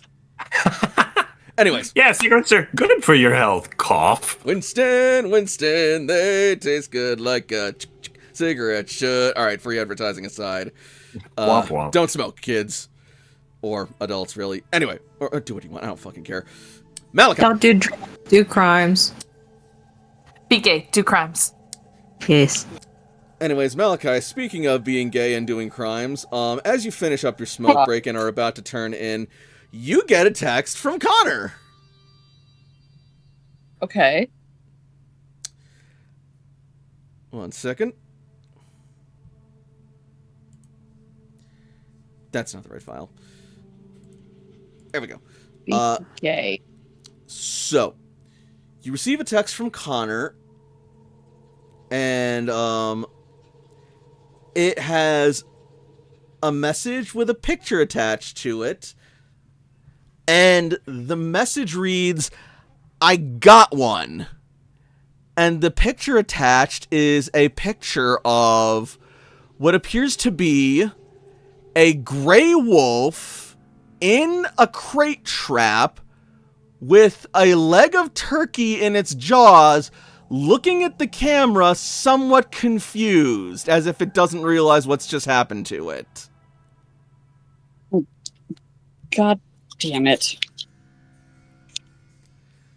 I can't hear them, but I'm sure hopefully they can hear me. No, I'll just send in the group chat. I'll take a screenshot of it and send it in the group chat so that way my group knows where I ran off to, because if it's a werewolf, Connor's fucked. If it's not a werewolf, then we might be okay. I mean... And being Prairie Grove, I don't like our chances, so I'm going to do the dumb thing and just text my group what the fuck and go and rescue my dumb friend.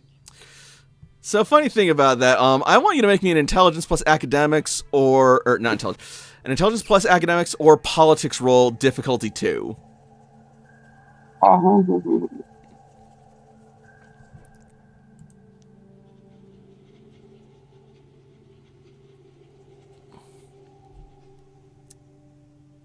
Can I use Sensi Unnatural in the picture or no?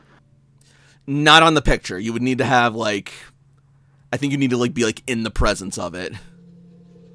Final question. Sup. In my library, I have how to hold them, how to harm them, and who they are. What the hell? Not you. Roll20, ad block, gave me opened a tab for me. Yeah, sorry. Yeah, that's all good.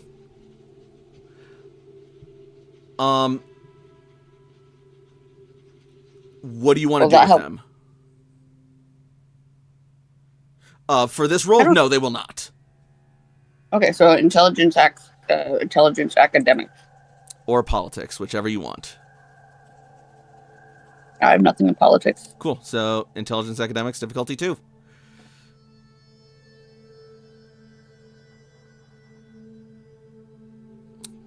Awesome.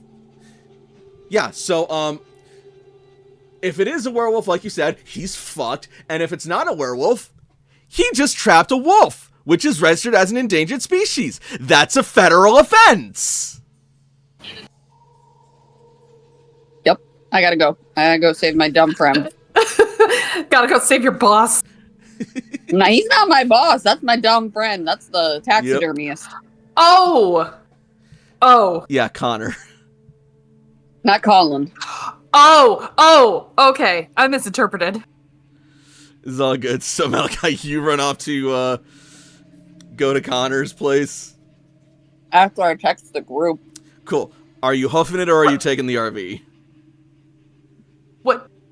What exactly does he text? I think I caught like a cab here or something. Okay. I'll probably take a cab to Connor's. Cool. Or actually, how far away is it? To Connor's place from here, it'd be a bit of a walk. Not something I think unwalkable, but it would be quicker to drive there. I believe your I'll friends take a drove cab. here. I'm not gonna steal their car. That's fair. All right, so you grab a cab. Mhm. High or low? Whoa. Lucky you, there actually Hey. is a gig driver nearby your location. He'll be around in less than 5 minutes. Beautiful. So what does the text say that you send to the group? Or do you just forward what you got? Screenshot of the message that Connor just sent me. Awesome. Underneath saying, I'm going to go save my dumb friend. Excellent. When Barbie sees that, is that one of the wolves? It definitely looks like a wolf. But not Tapsana or Tasia. Oh no, it is not a dire wolf by any means. It is a standard gray wolf. Okay. Much like the ones that you've been seeing on the wild out here. But we are going to get to that in just a second as we jump over to inside the bakery.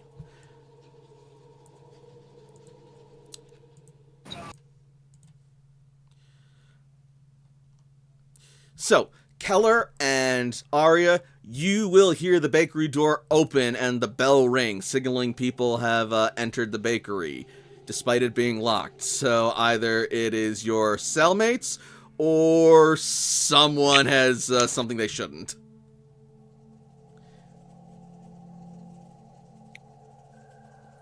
Keller's kind of on autopilot, but he will go ahead and stand up and head towards the entrance. Wonderful. In the back. And Ari will just kind of like call out to the front saying that they're in the back.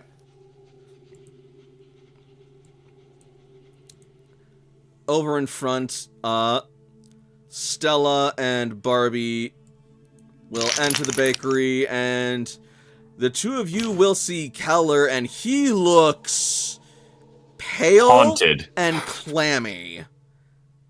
Oh, like me last night. Almost worse, actually.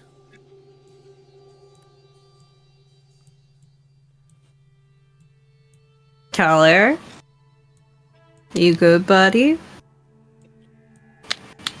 Keller blinks. No. Barbie's gonna Thank go. Barbie's gonna go up to him. We met somebody who seems to be from Keller's past. Fingers in the brain, get in your head. Get in my head. Barbie's gonna try and take Keller's hands.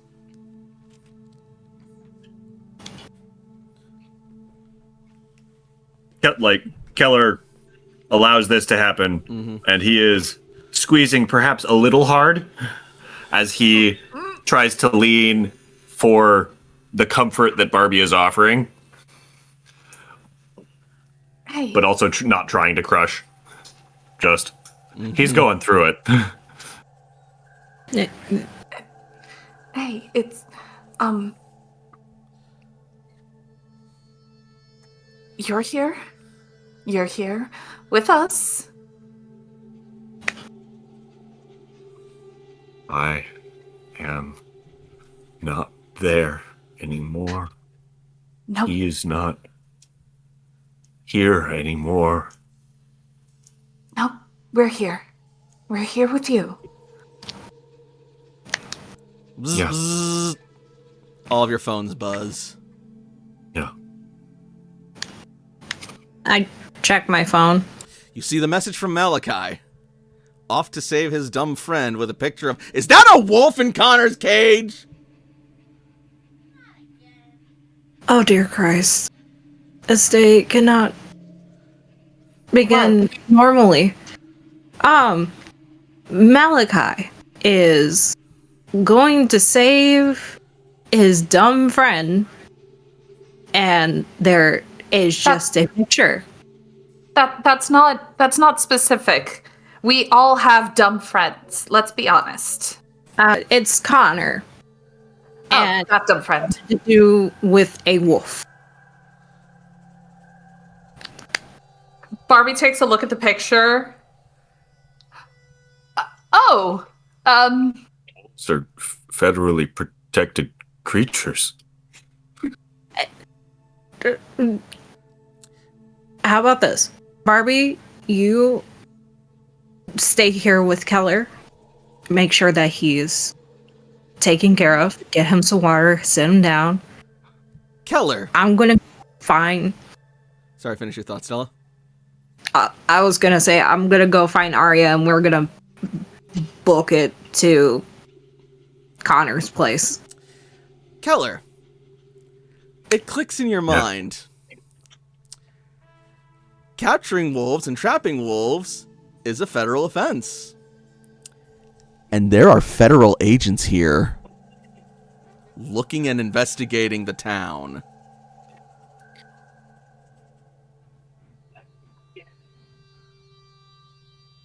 uh-oh. The feds are in town. What? Oh dear Christ! Agent.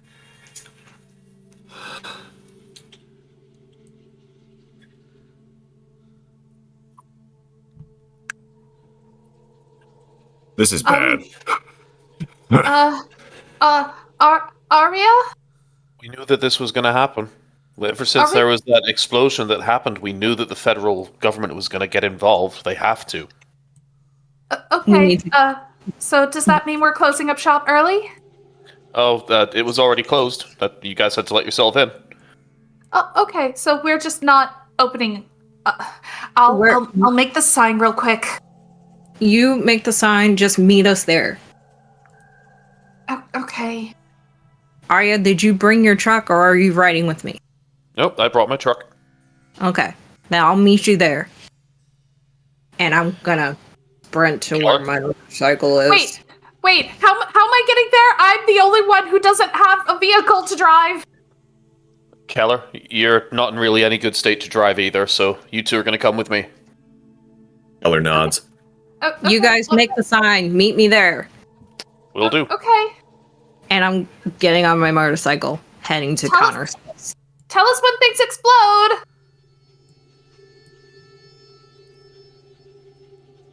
Malachi. Yeah.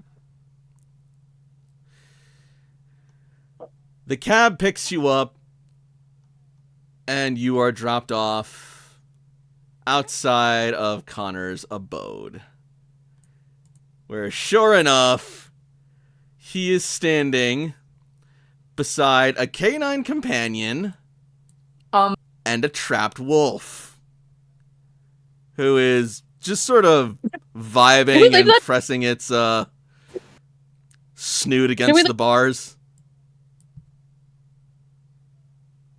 Is that his dog? You've never seen it before. Okay, cool. Hi. Malachi, you're here. Come here. I gotta show you. Look, I caught one. I caught one. Okay, Connor, this is bad. This is very, very, very bad. What? No, I got one. I could show them. I could show the federal department, and they could do something. Connor, this is illegal. What? Yes. What? Can I sense the unnatural? Yeah, go for it. what do I need to do for that? Wits plus occult.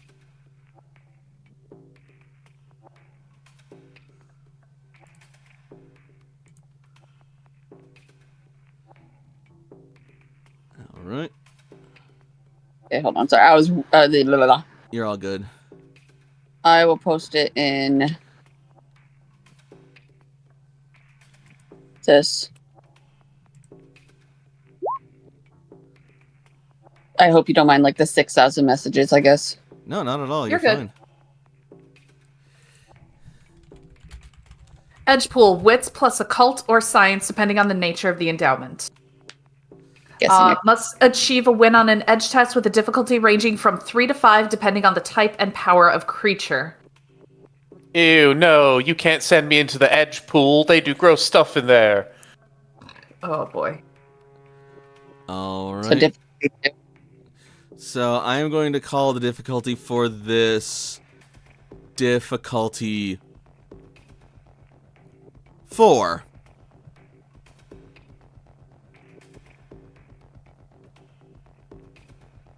Okay. Damn! Hell yeah. So you take a look at this thing and it looks right back at you with its lips still scrungled against the bars and just sort of like starts licking them, just like what, and it just sort of like softly chews on the metal and just creaks and rattles benignly. His eyes Scrumbled? never leaving you. That sounds about right. And by all accounts, this just seems like a lost, loopy, trapped animal. But your gut tells you otherwise. Something ain't right about this creature. Oh no. Malachi is going to lean into the lean next to the cage. Connor, first of all, what's up with the dog? What? Oh, I never introduced you. I'm sorry. I normally keep him in his crate. He likes to crate. This is Ichigo.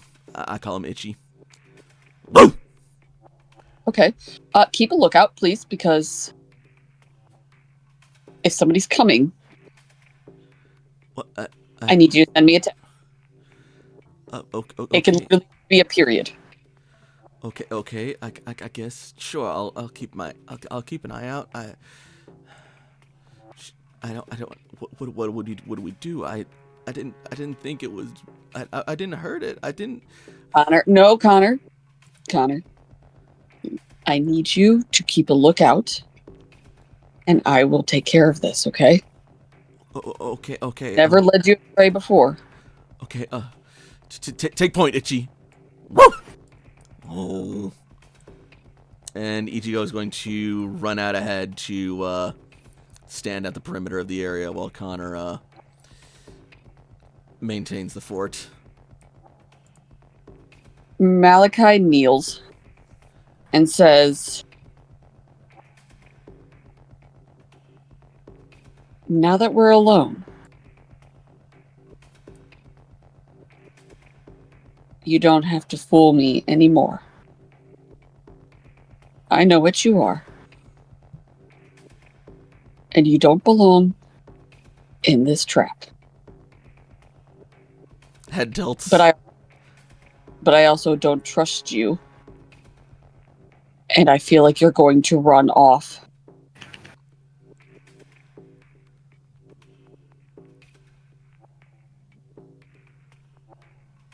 Roll me. Oh, sorry. Keep going. He's going to say, "Oh, this is going to be so difficult." The wolf doesn't seem to respond anyway just yet. It just sort of like stares at you, tilting its head uncomprehensively as it just continues licking its nose.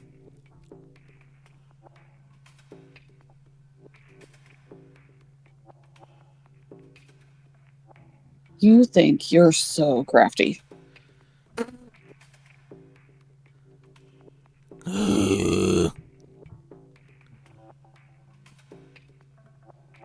Death is gonna kick my ass. I don't want to deal with you werewolves anymore. Just gnaws on the bar some more. Okay. Here's the deal. I'm gonna set you free. Boom. Just perks up. Yeah, I know you understand that.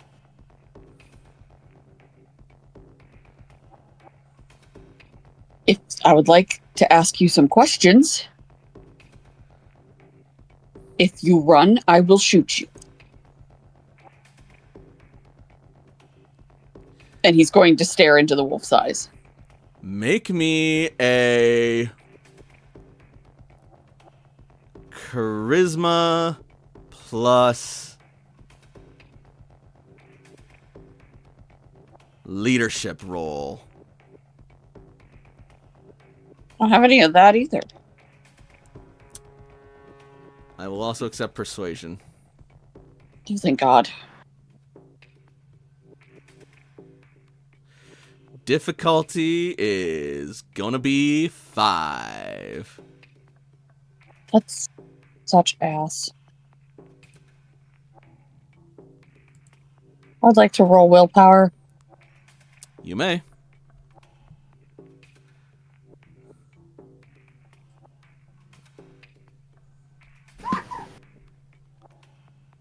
Difficulty 5. Right? For the willpower, You need 3 more. yeah, you need 3 more, Okay. so difficulty 3. Oh, so close. Malachi? Are you desperate? Um, I'm already in desperation. Oh yeah, can't use the desperation until you get it back. I will say you That's did, right. your cell did learn new information about your quarry in that they were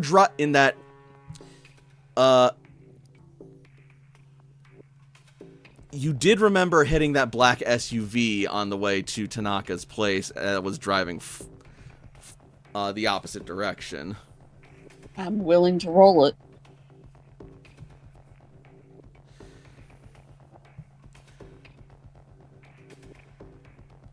All right. What do we think? Do we think that that counts as the cell uncovering new information about your guys' quarry, or no?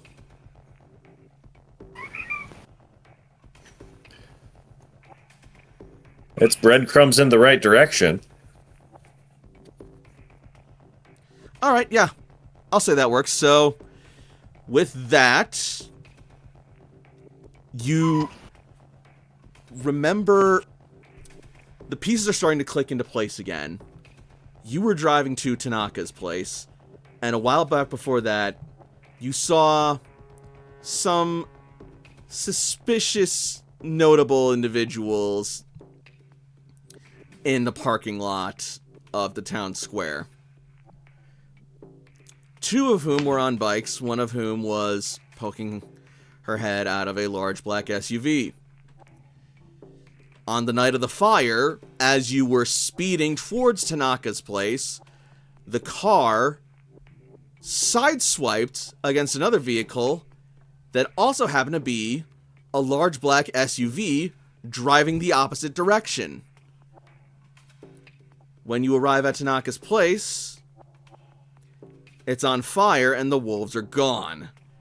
And on that same night, apparently, Conlon got fucked up by a prison break by someone on a motorcycle wielding a shotgun.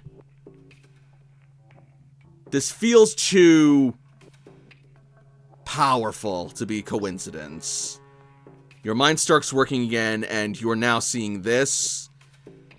The pieces are falling back into place, and you feel like you can get something again. You feel like your mind can work and think and lock in again. You are no longer in despair. You may access the desperation pool. Oh, beautiful. You'll have to be What sure I to roll? thank Adler later. Anyway, What do I roll? you may roll 4 D10. Difficulty. 6. I'll just roll 4d10 and we'll. Yep. No, not a 6. Sorry, yeah, just roll 4d10 and take note of any ones. No 2 ones successes. and 2 more successes. 3, 8. All right. As you desperately try and communicate with this trapped wolf, which you're convinced is not just a wolf, it just stares back at you, and then as you stand your ground and don't back down, it smiles at you.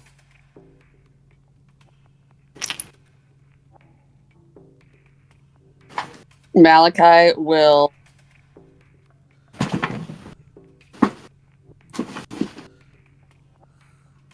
have one hand on his gun and the other one to slowly undo the cage.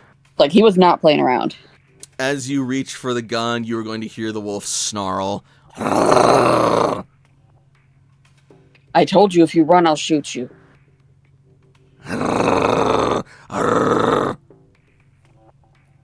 And he opens the cage.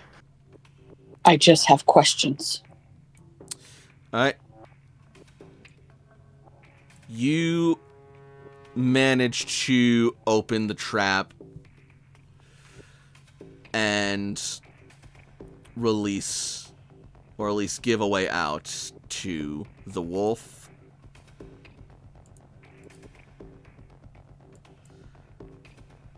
The wolf turns around, does not leave the cage. Just goes back to munching on the turkey bone. They did bag a werewolf, they bagged a dumb one. I know, right? And I'm going to say this is going to be around the time that you hear Ichigo let out a loud... Well, I don't hear it. Oh, right. And then you will get a buzz from your boy Connor. And it says car. What car? What does it look like? You look up and you see starting to pull up is Arya's car and Stella's bike. Oh, thank God. Oh, thank God. As the rest of you arrive on the scene, oh my God, Malachi is just with an open cage with a wolf there. And it's just sitting there. Also, another puppy, apparently. It's not one of Tanaka's, is it? It's an Akita Inu. It looks like it could have been one of Tanaka's.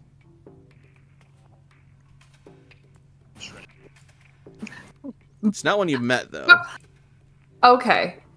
So maybe it was one that was purchased from him.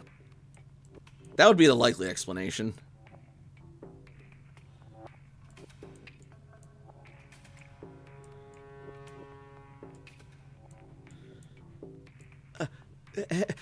Hey guys, I caught a wolf. We see that. Why did you catch a wolf? They've been stalking my property. I don't know why. I don't got no livestock or nothing. And I wanted to just see and just I wanted to just let someone know that this was that they were here, because I didn't know what else to do.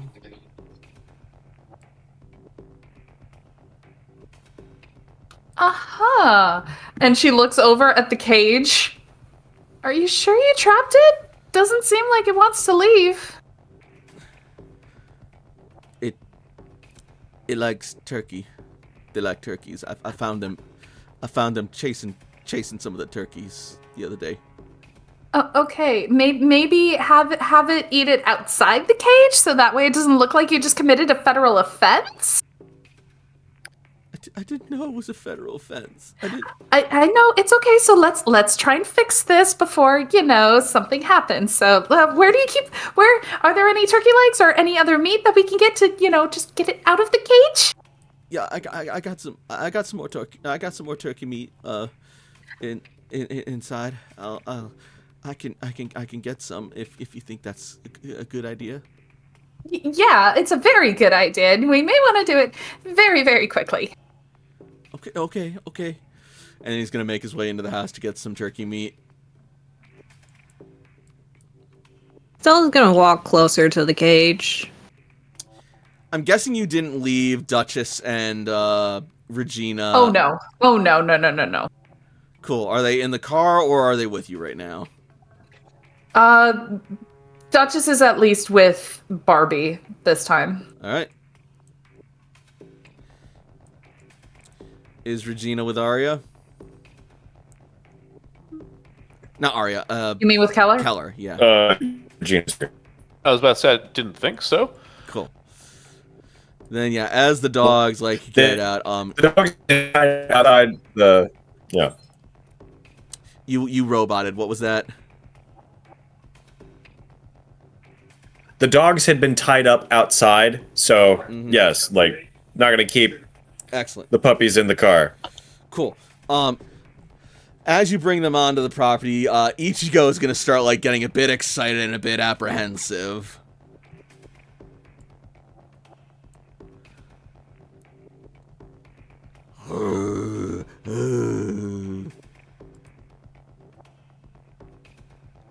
He's gonna start approaching them cautiously. It's gonna be okay. Are they growling at the Akita or are they growling at the wolf? The Akita is growling apprehensively and somewhat territorially at Duchess and Regina, because they have not met before. Take it easy, girl.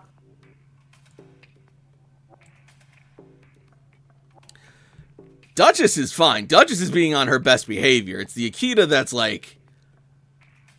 a little weirded out right now. Duchess is a princess and she will be a nice, respectable lady and not engage in this bullshit.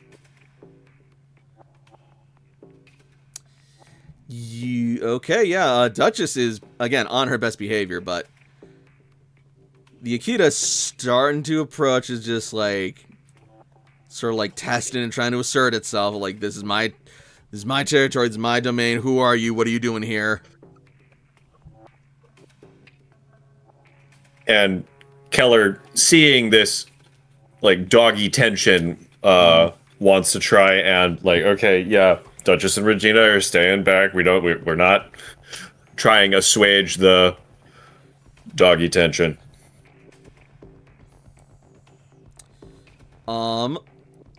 Composure, Animal Ken, difficulty 1.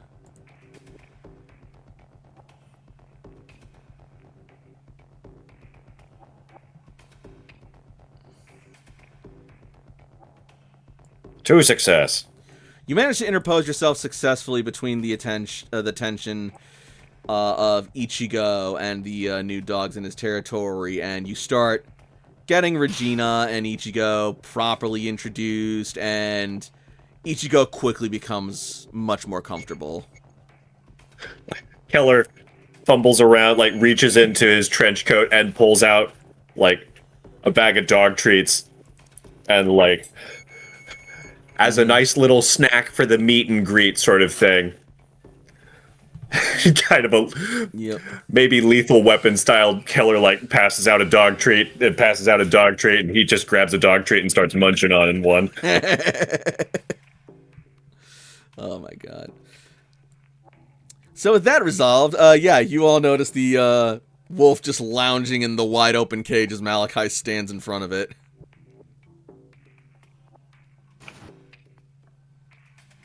Stella's gonna go near the cage. All right.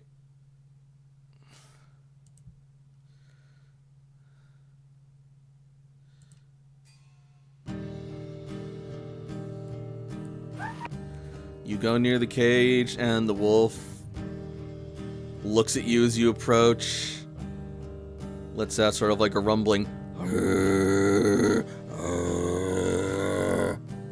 Easy, buddy, easy. You don't want to be in this cage, do you? Composure Animal Ken, difficulty 2. Oh. Well, I have nothing in animal kin. But I do have something in composure. Difficulty 2. Yep. Hey! Damn! Joshed it! Alright. Then, yeah, you approach carefully, cautiously, and non-threateningly as you can possibly muster, and the wolf sort of drops its hackles a bit as it sees you're not here to threaten it or take its food away. But it is still giving you kind of like a distrusting stink eye. Understandable. We're gonna get you out of this cage, little buddy. We'll get you more turkey, too. Because I'm feeling it's a little bit cramped in there. Mm-hmm. With that, Connor will reemerge holding more turkey, and the wolf will instantly smell it. And as it does, it is going to dart out of the cage and run to Connor. What is that smile that it's making? love is that so derpy my God. face. That is Oh an my amazing God. derp face. That's so weird. Go shut Yep. the cage. Immediately shuts the cage. Maybe hide the cage? Cool, you shut the cage and the wolf is free and just bolting at Connor and the turkey. And it's gonna rear up at Connor and just like put its paws on, just snap the turkey out of his hand. Oh, gee, okay, he had Drop the turkey! say what? Like, Connor, drop the turkey! I did, it's got it! Just back up slowly. It just starts loudly crunching and smacking and chewing on the turkey.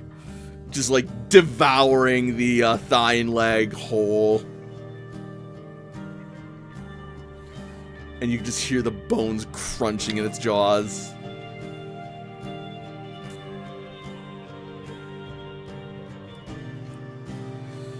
Duchess and Regina are quietly growling as they watch this.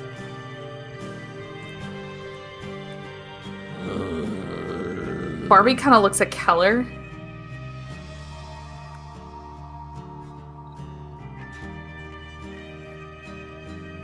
Keller turns to Barbie.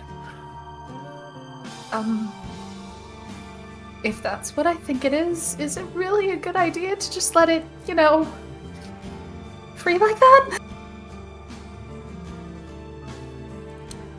After it finishes its next bite of turkey, the wolf is going to shift its gaze over to Malachi.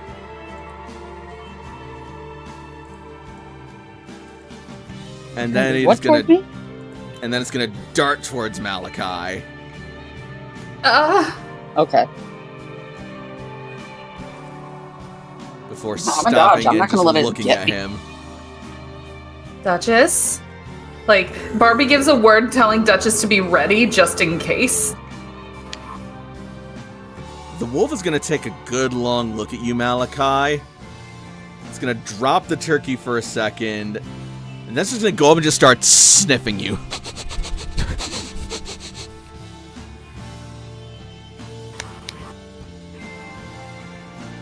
That's fair.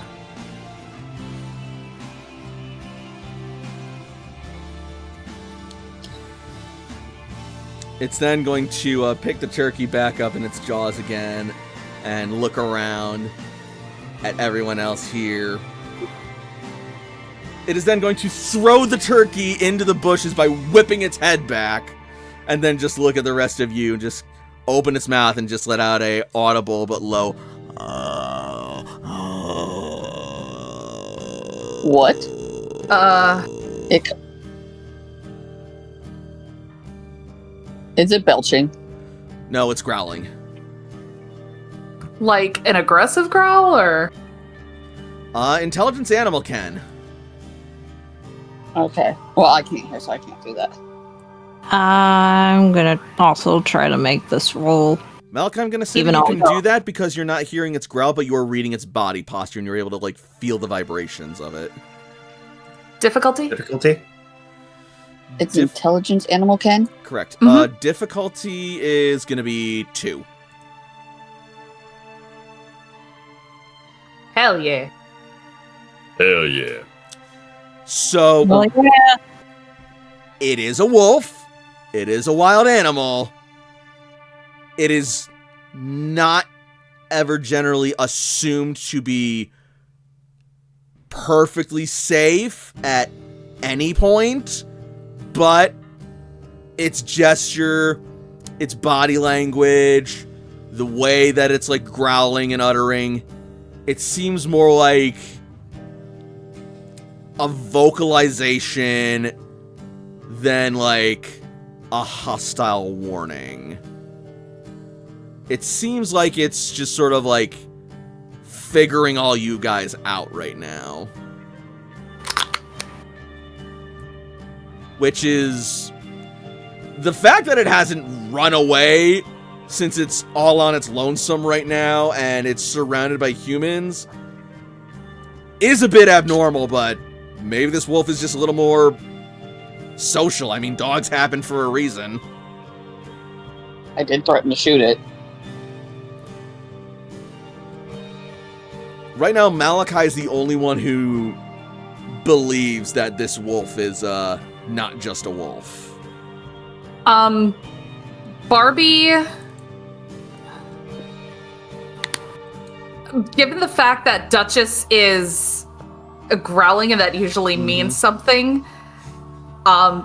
Barbie is going to put her hand on Duchess and say, "Stay."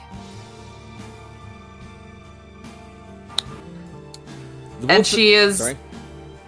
She's very slowly and very casually gonna see if she can try and approach the wolf. The wolf is then gonna dart up to Stella and just start sniffing her.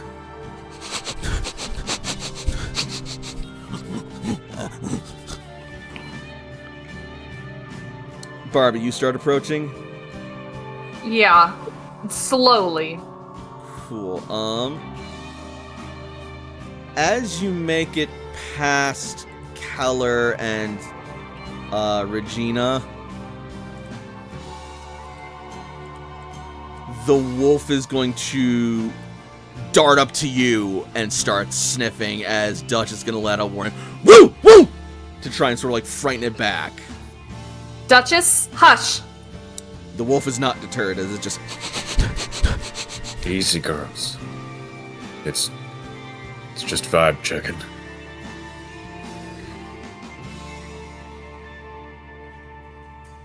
There is a part of Barbie that maybe it's a part of her that's still kind of desperate because of last night. And she hasn't confirmed, but maybe she just very quietly asks her, asks who? asks the wolf. Okay. I don't think she knows what gender the wolf is. Fair. Maybe she's just used to girl dogs. But she will just ask very softly, "Did you take them?" Head tilt.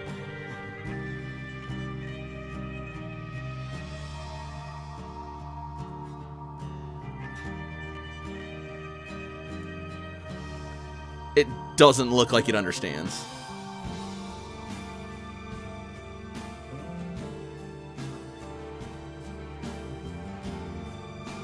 She kind of sighs. She doesn't move because it's still a wild animal, but she lets it sniff her. It is going to sniff you some more. And suddenly, its ears are going to prick up, and it is going to sort of like back off a bit with sort of like a slightly alarmed expression.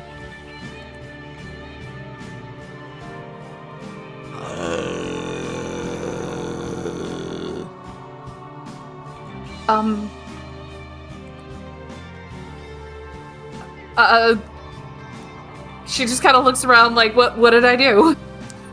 The wolf is going to slowly start to turn around, and it looks at Malachi again. And it looks at the gun in his hand. Then back to Malachi. How is Malachi holding the gun right It now? just won't. Finger off the trigger, but like still holding it in his hand to where it can easily be put like both hands on trigger ready to shoot. But like it's not holding pointed or aimed. up or aiming. Yeah, just at ready, but not aimed. Mm-hmm. And then he just says, "Just want to talk."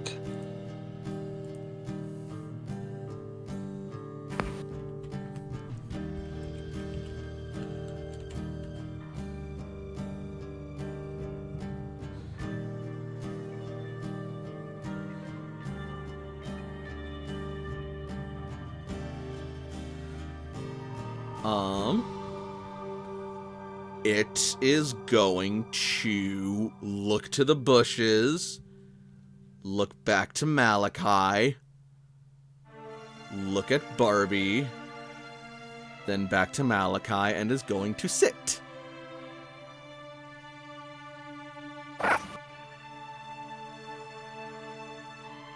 Oh boy.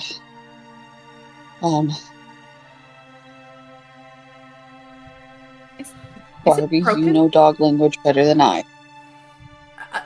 I'm slowly learning wolf language, but I guess I'm almost convinced that this dog is kind of, I don't know, broken. There's something unnatural about it. I'm convinced it's a werewolf. The A moment really you say stubborn and that, stupid one. the moment you say that, it is just gonna fall onto the grass and just start rolling on its back. Tongue lolling out That's of when he its says, lips. "A really stubborn and stupid one."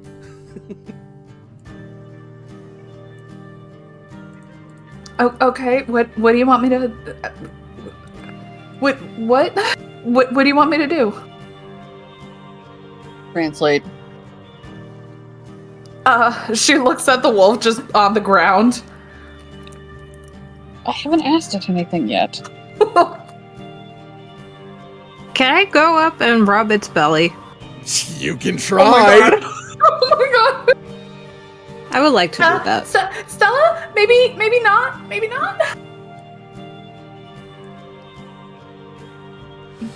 Stella, no. Like even Barbie knows, like that's a bad idea. Like, hey, no. You don't even do that with domesticated dogs that you don't know.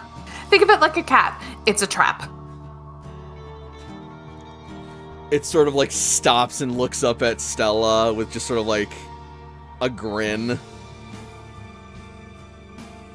She holds both her hands out and like, it's okay, easy. And she's gonna slowly reach out one of her hands and starts rubbing the belly. All right, give me a composure plus animal can roll difficulty 5. Can I lessen it? Can I lessen it since this is my proficiency, like werewolves and wolves alike? Oh, do you have like a specialty? My character hunts werewolves and wolves alike. Give me just a second. I don't know if I put it on her character sheet. Did you say at all. composure? Did you say composure, Animal Ken? I did. Yes. What's your pool like? My 2. pool is 2. Okay, because Barbie, who has like gone up, like who has just started like learning to interact with wolves, is trying to go with Stella to be like, okay, so like maybe be gentle, just like don't like if anything happens, like trying to coach her through it, and can that count as an assist? It can. Okay, your Barbie's pool is 4, so you roll with 5 dice. Because I will say, Stella, yeah, you've dedicated yourself to hunting werewolves, but it's been slow going, and this is the first sign of any werewolf activity you've had since your hunting career began. And for most of that, you've been in Chicago looking after your daughter to make sure she doesn't fucking die. And the only wolves that are in Chicago are the ones that play hockey. Heyo. So what would I put for a pool size modifier? So with your pool of 2, I would say plus 3. Yeah. Plus 3? Okay. And you said difficulty is still 5? Yep.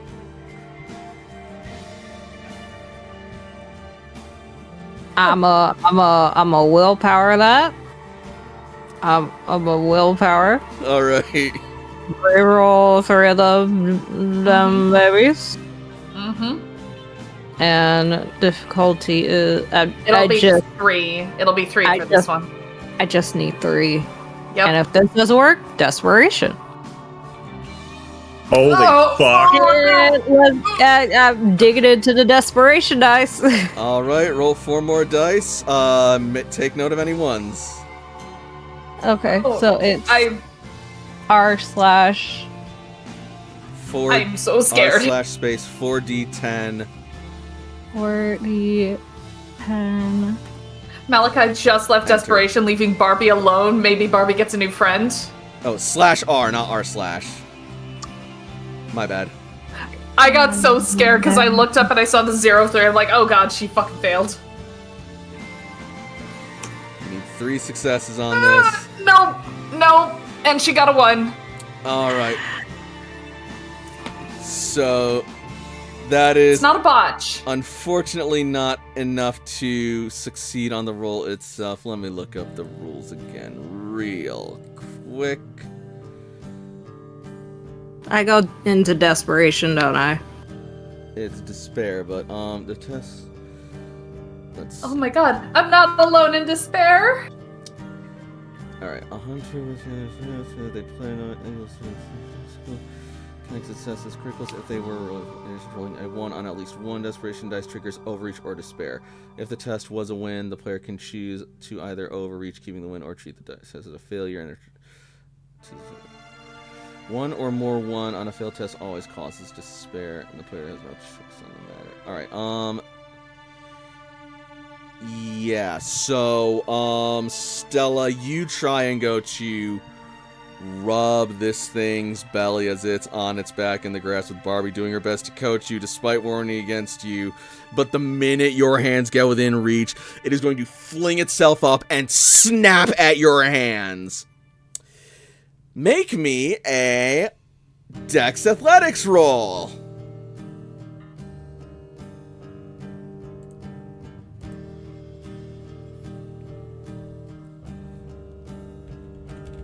What's the difficulty?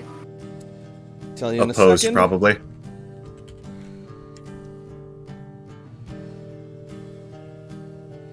Fuck. My god. Oh. No, I'm just gonna let it happen. Alright,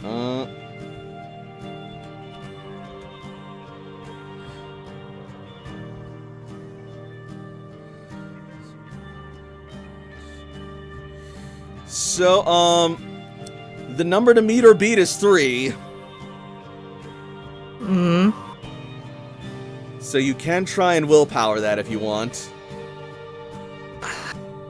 I think I'm down to my last willpower. Yeah, that'll happen sometimes. Yeah. I'm gonna willpower. And You don't I'm have all to. out. I'm all out of willpower now. All right. Wait, what do you mean you're out of willpower? Yep. All right, that's the last bit, and yeah, so the wolf reels up and lets out a and it bites down on your hand.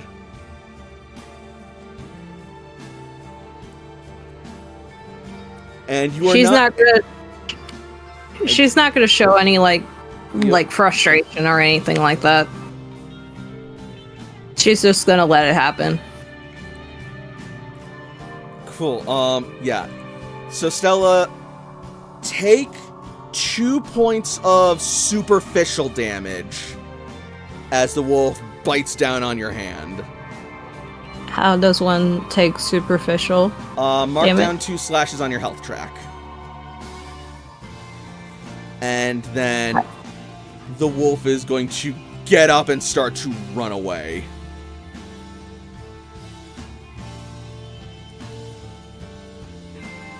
I'm taking a shot at it. Don't. Malachi. That's another federal offense. Stella. Don't. We're just having a grand old time today. Don't. I'm gonna yell at Stella says Malachi. don't take fire. All right.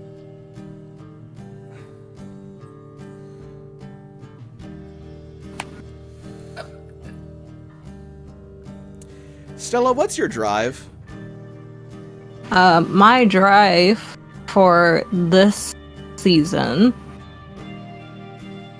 was to. My drive is vengeance, I think. That tracks. Cool. Oh, So God. you dropped your guard. You reached out to this animal, this creature, and in its very nature, it bit you. It has harmed you, and you let yourself be harmed that way.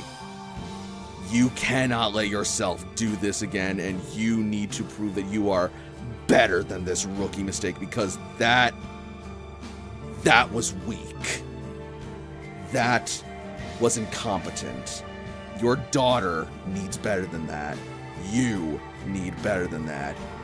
You need to assert yourself. You need to hurt this thing back. Lose access to the desperation pool until the cell hurts their quarry or a similar creature either directly or by proxy.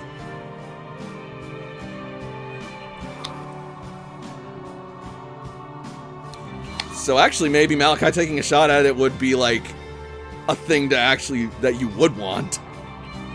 No. No, please join me in despair. Join me in despair. It's your call, Stella. Stella's just gonna walk in the opposite direction. Does she still tell Malachi to not do it, or does she just let him do what he will? Don't do it. All right.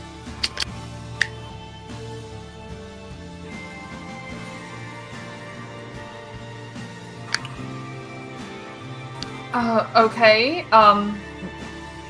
Let's at least get that treated first.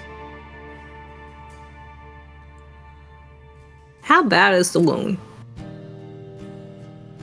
It's kind of nasty. It looks like your hand took like a pretty strong bite. It's like that's 2 points of superficial out of 1, 2, 3, 4, 5, 6. So that's 1/3 of your health.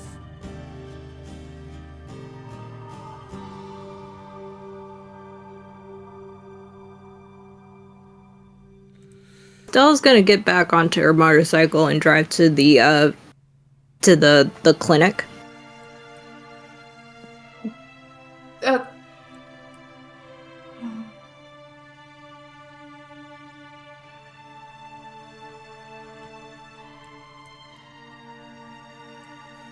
Okay. Well, this day is certainly going. I should probably get rid of this. And, yeah, probably. Connor's gonna start breaking down the trap.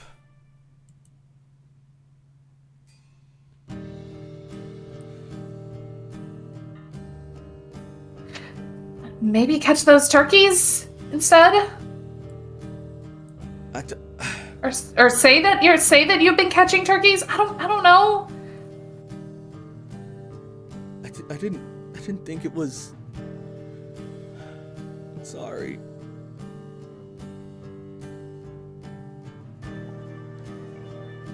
But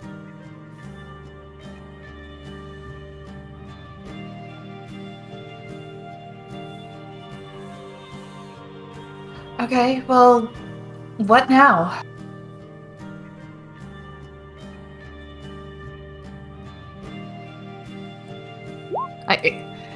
Do we go after it? What do we do now? Like, welcome back, Keller. So brief summation.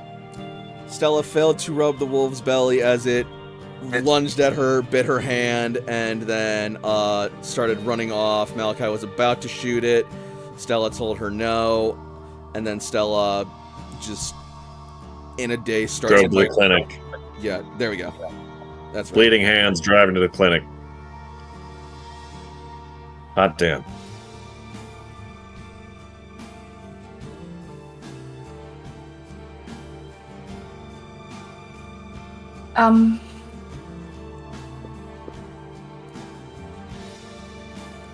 So Arya, Keller, Malachi? What do we do?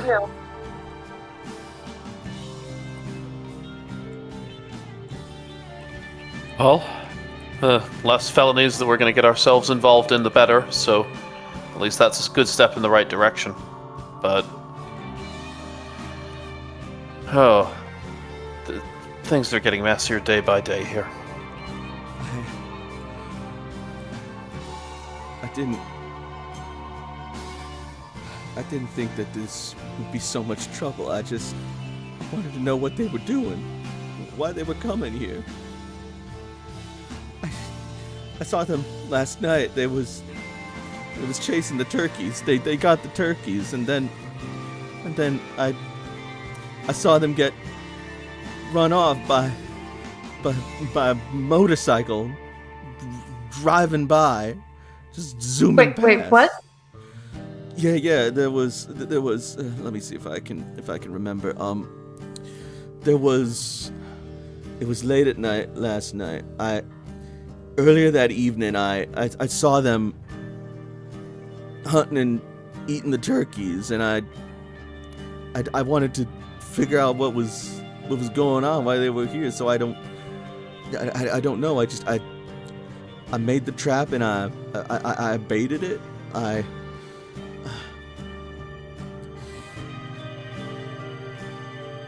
saw them creeping towards it that night, towards the bait, but they got scared off when they heard the sound of the motorcycle and the big van behind it driving off. They ran, but they were running like towards it. I was curious, so I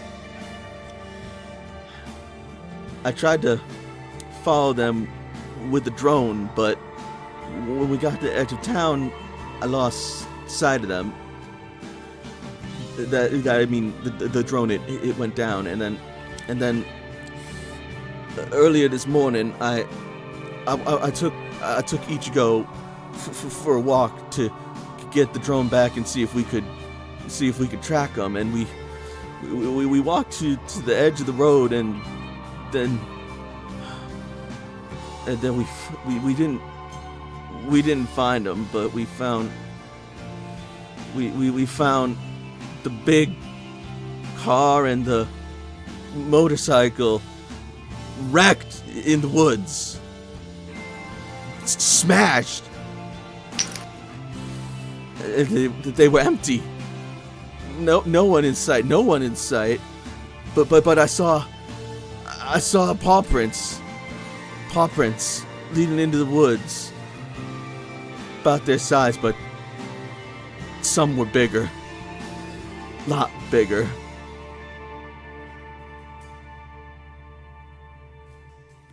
Like how big? Bigger than your dog's paws. Not much bigger, but bigger.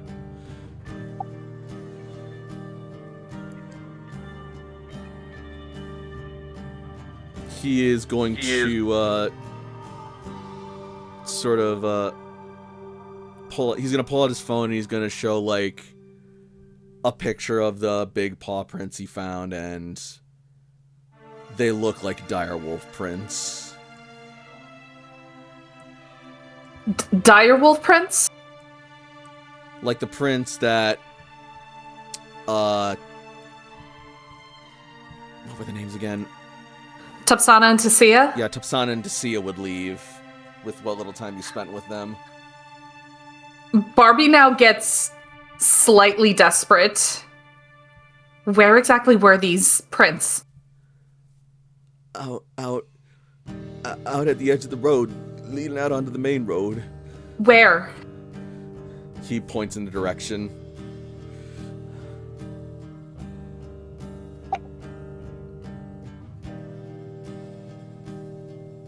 That way. Down the road.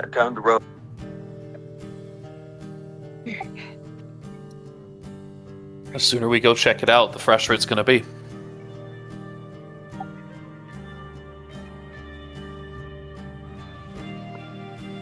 Barbie nods. Okay, who am I going with then?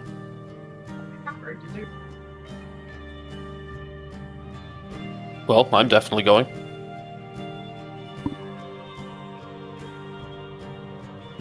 Nobody else interested? No, we should stay together. We should. Stella's already gone, so...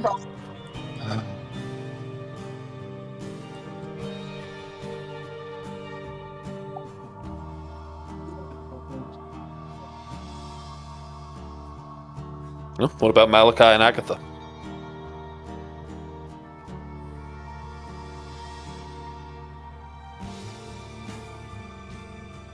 I can go where the group goes, but I was just about to leave. Like, I was going to dip out for the night.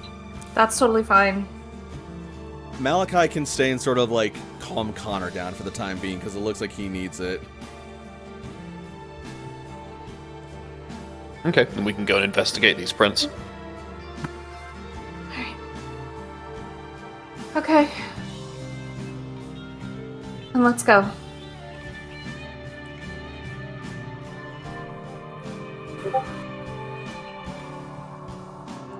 And Barbie and Keller and Arya hop into Arya's truck with Duchess and Regina. Guess we head out. We're gonna head there and do whatever investigation we at least have the chance to do. All right.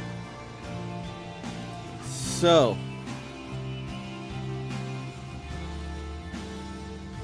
you make your way out to the road, and as you do, give me a second while I set it up.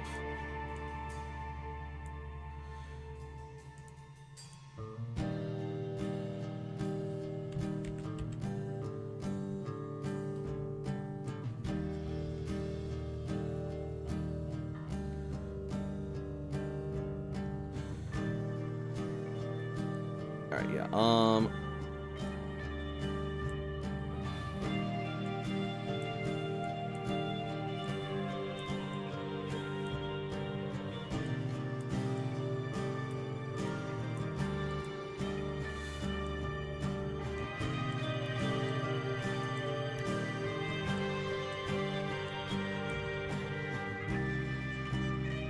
you make your way out towards the end of the road, and as you do, you will find that you are not the only ones there.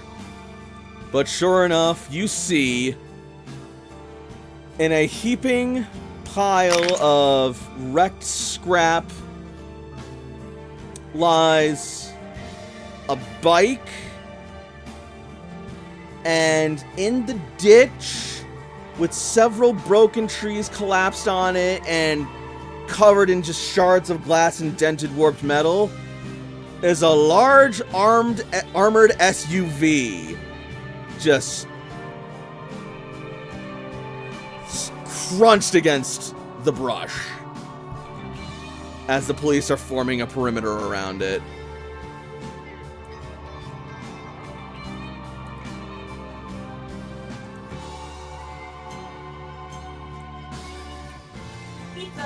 Oh, looks like our chance of getting an investigation in is closed. That's unfortunate.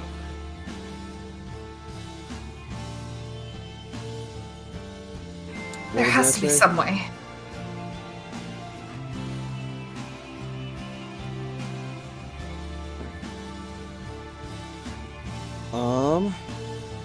There has to be something we can do.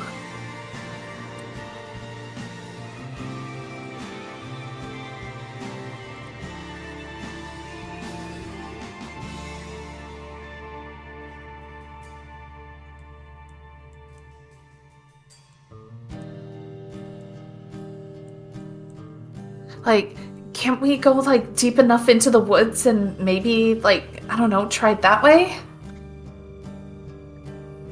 No, they're gonna have a perimeter going around the entire scene. But it doesn't go everywhere. I mean, obviously the wolves aren't there. They have to be somewhere. We just go outside that, right?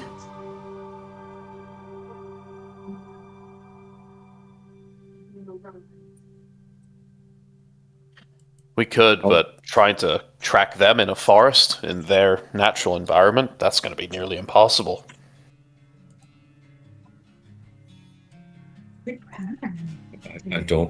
I don't know what we can do. Woo! Duchess barks. What's up, girl? She starts sniffing the air.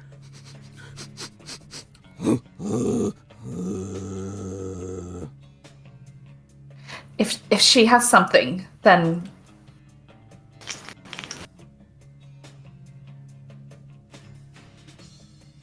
By all means, follow her.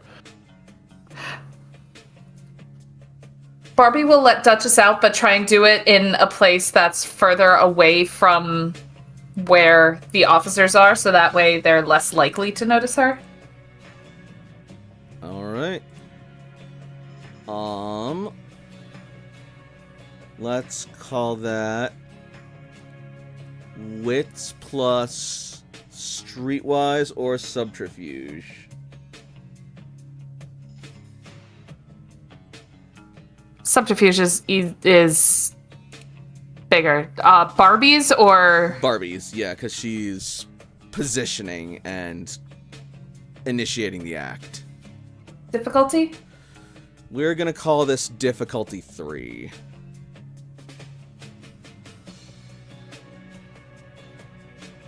Yeah, let's do some willpower. Alright.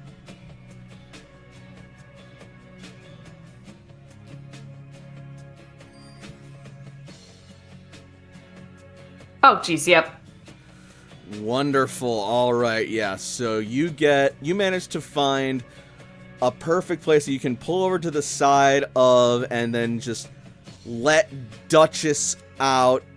That's out of the cops' reach and manage to go just into the brush. And if you play your cards right now carefully, you might be able to follow this without the cops noticing, as they seem to be more focused on the wreck than any sort of tracks. Duchess is immediately following. Alright. I need Duchess to make me a wits plus survival roll. If she doesn't have that, I will accept awareness. It'll be awareness. And you said wits? Mm-hmm. Difficulty? Difficulty from here, I'm gonna say... Dogs have very strong senses of smell. I'll say difficulty 2. Damn, I could have Jesus said Christ. difficulty 3 and you would have fucking nailed it. That's my baby. Alright, yeah, so Duchess is picking up the scent, and she follows it, rushing through the brush, and she will eventually stop and sit and let out sort of an audible whine.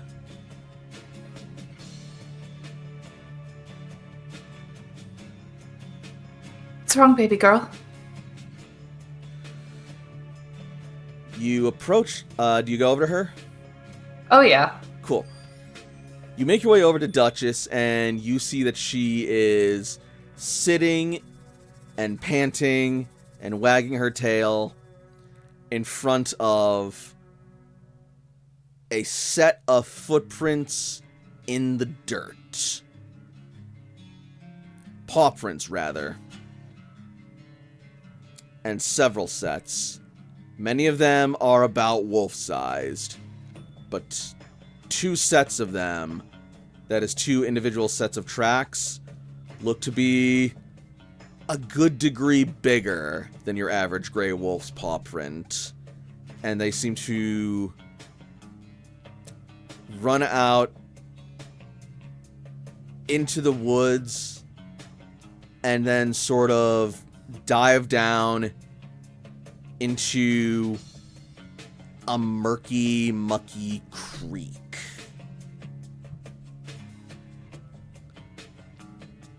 Which covers the trail.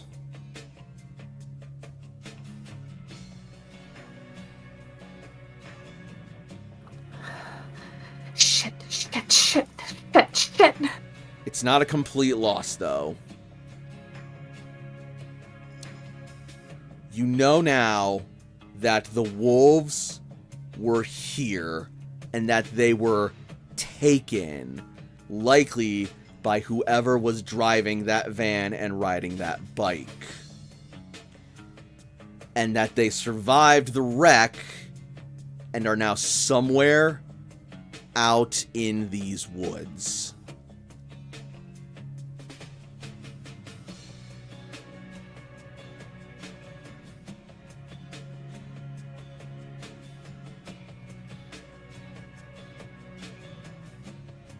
Barbie's torn because there is that vain, naive, stupid hope that if she just keeps going, she'll find them.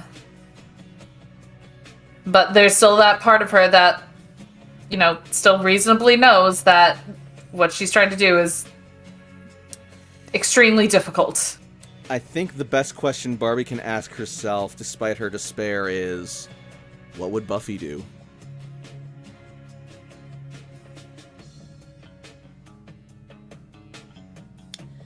As she ponders this, Keller and Arya, what are you guys doing? Are you following Barbie, or... I think MDG had to go feed Cat. That's right. Then Keller for now. I think Keller is following with Regina and trying to be cautious about the trail we're leaving. Mm-hmm. That's fair.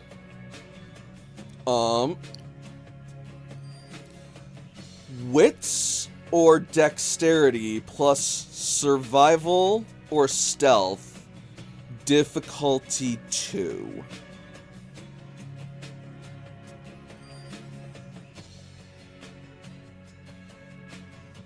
You tread lightly and you cover your tracks like a pro, and the first thing you did was train Regina to be able to do the same with what little time you've had with her.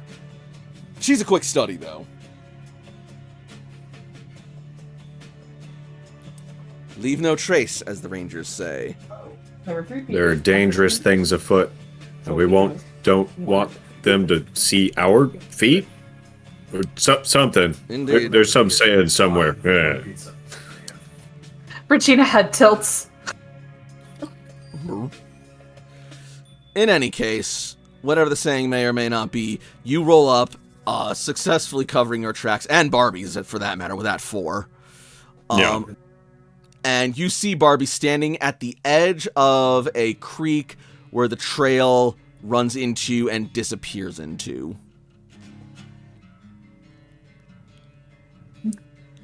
And it looks like Barbie is on the precipice of a decision.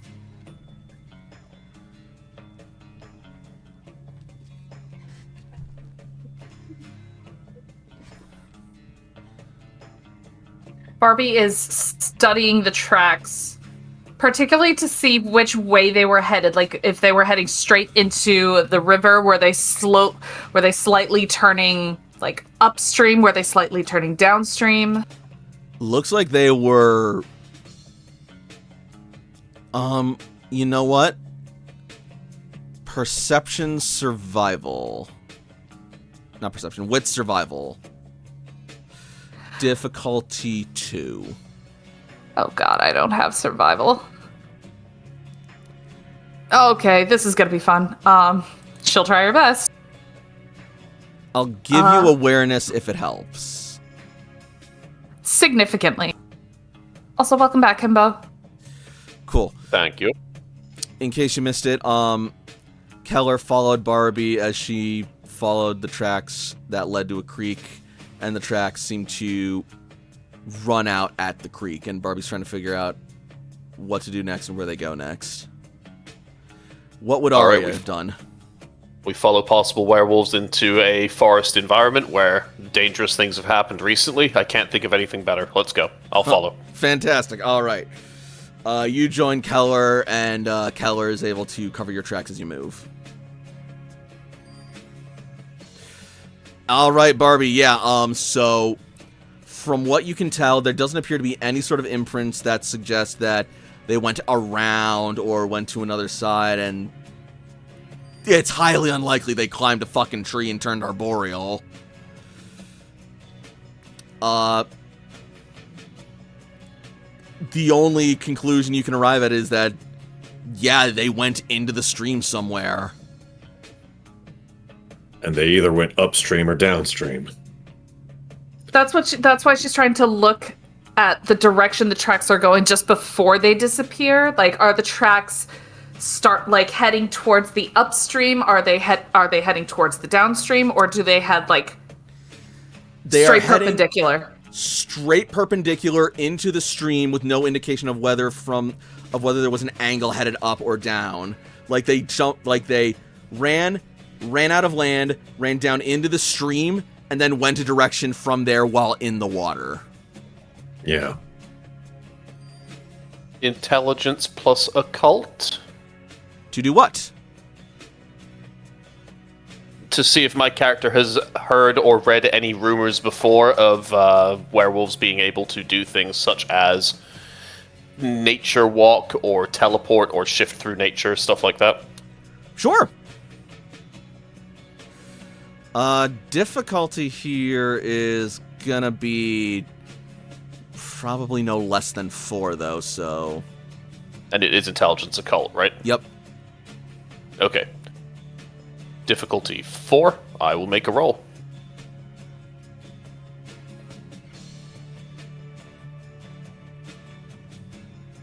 Nope. This whole thing confuses me. I mean, werewolves being in touch with nature and being masters of the forest and the environment. Sense. Yeah, that just seems like a given. Yeah, that's kind of what Ari's thinking, is them having some ability to hide while in the forest or not be tracked kind of just seems intuitively to make sense to him. Keller, Wits Occult.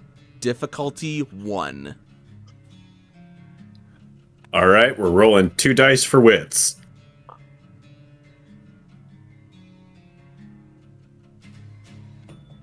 Hell yeah! Something occurs to you.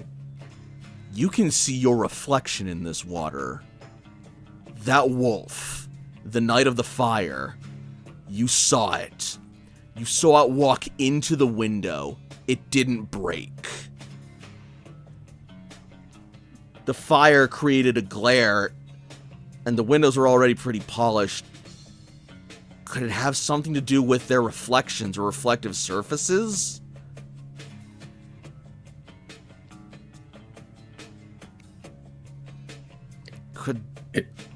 this is all just crazy speculation, but sanity left a while ago, even before you met these motherfuckers.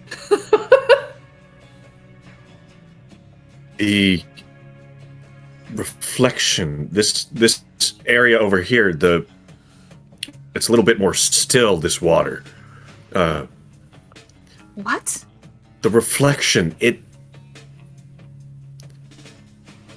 the thing in the fire.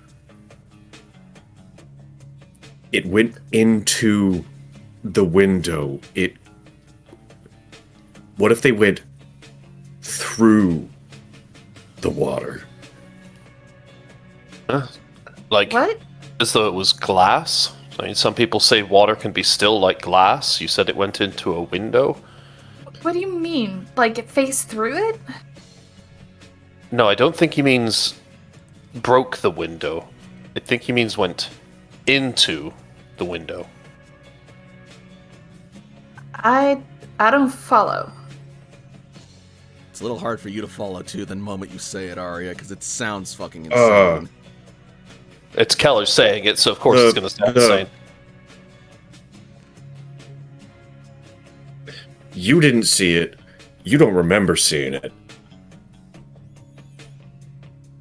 But in the fire, it didn't break the window. It went through, and then it was gone.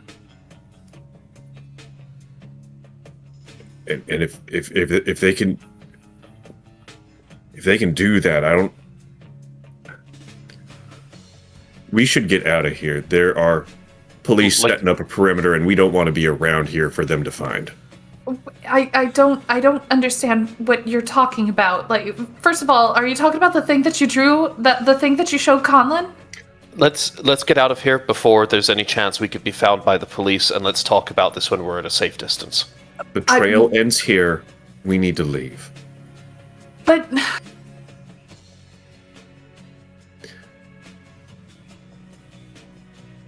this doesn't make any sense, and a lot of what we trade in now is stuff that doesn't make sense.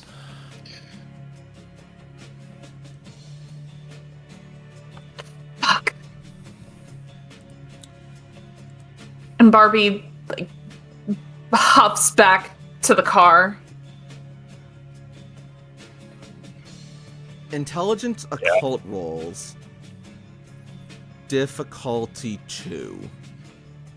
Everybody? Everybody. Yay! Why not? I got some time. Let's make a willpower roll. All right.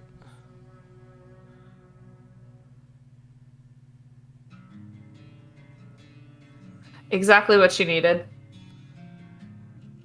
Cool. So, Barbie and Arya, as you make your way back to the vans, Arya's words ring in your mind. This doesn't make any sense, but a lot of what we've been dealing with doesn't make a whole lot of sense. And you now know 2 people in town who are all about things that don't make sense, who might be able to help you.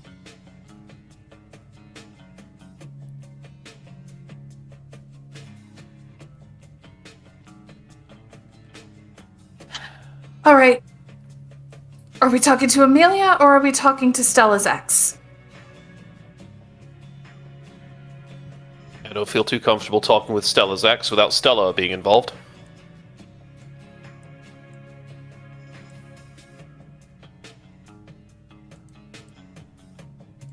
So, wait, that kind of narrows that down, doesn't it?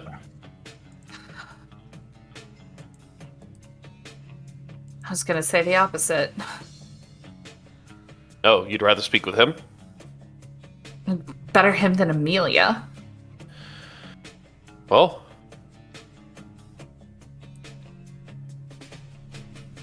I mean, I'm not really comfortable with either, to be completely honest with you, but lead the way. I support you. I'll be with you. There is also Stephanie.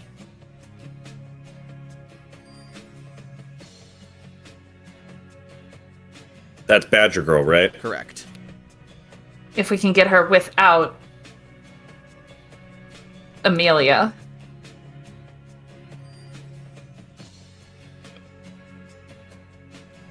Well, I mean, the easiest trail to find.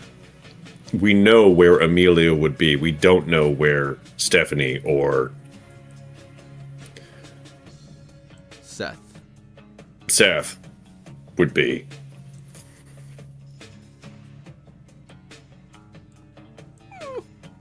I don't want to go see her. She's a bitch.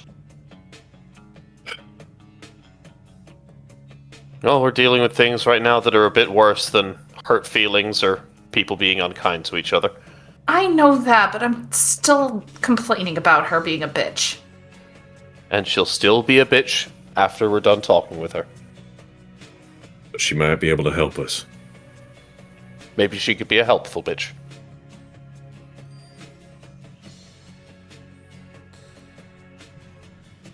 We are then going to jump over to the clinic. Ain't dealing with bitches your whole thing. No. Not that kind of bitch. That bitch is mean.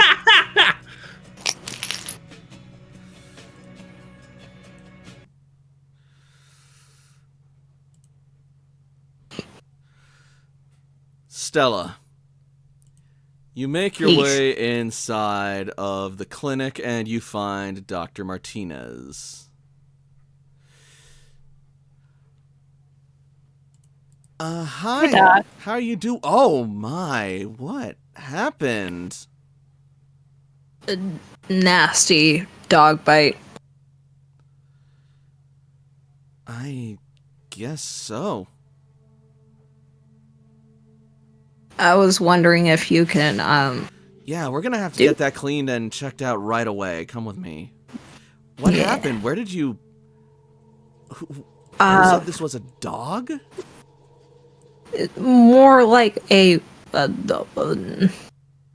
wild animal. We were trying to get it back into the wild, and it sort of, out of retaliation, bit me.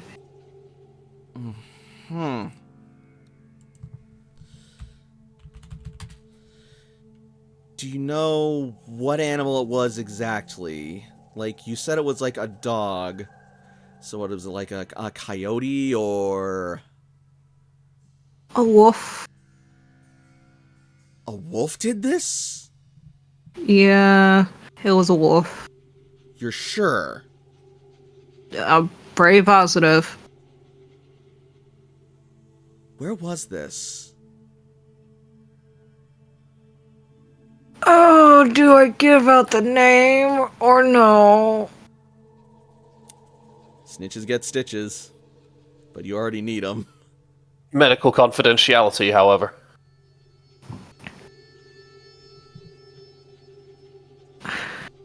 It was at Connor's place. Connor? He's been having issues, from what I heard from Malachi. He's been having issues with a bunch of wolves on his premise. So we kind of went over there to help him out. And one so happened to be on his premise at the time, and you tried to confront it yourself? We were with a group. Do not confront wild animals unless you are specifically trained to do so, and even then, only if you are employed to do so. Honestly, I wasn't trying to confront it. It was more or less, I was trying to give it a belly rub because No! Do not touch wild animals! That is... No! Doctor, I was doing it for the Instagram. It showed his belly and I just had to. Just because it looks cute and fluffy does not mean it wants pets. I would expect this from a guy, but come on! I I was trying to earn his trust. You do More or less. You do not earn a wild wolf's trust by going in and rubbing its belly. That's like if a guy at a bar tried to hit on you by just running in and giving you a raspberry on the stomach the moment you went to go stretch. Yeah, now she and that guy have a kid. I mean, where's the lie?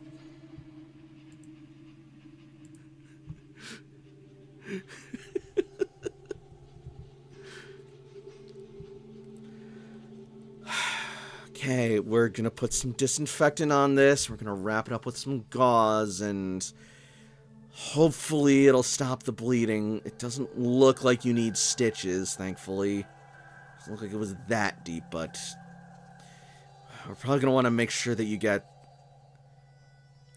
Was it foaming at the mouth at all?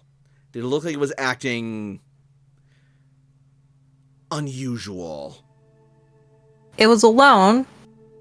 It was not foaming at the mouth. It just wanted turkey. Turkey. Yep. Were you feeding it? Connor was. Connor And was that's- feeding the... Oh, Connor, no. If he's been feeding wild animals, no wonder they're showing up to his property. I think this was the only one that he was feeding. That's still not good.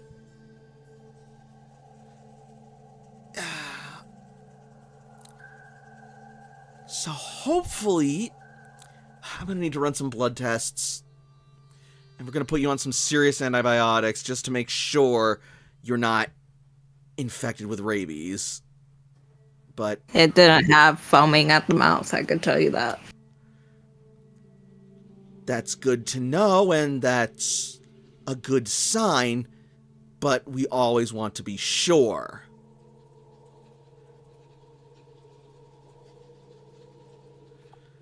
Animals are full of disease, listeners. Don't pet wild animals.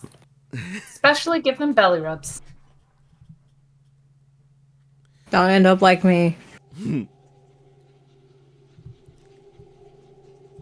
The alligator looked sad. I just gave it a kiss on the forehead. It just gave you a kiss on your neck and then did the death spin, and whoops, you're gone. Yep.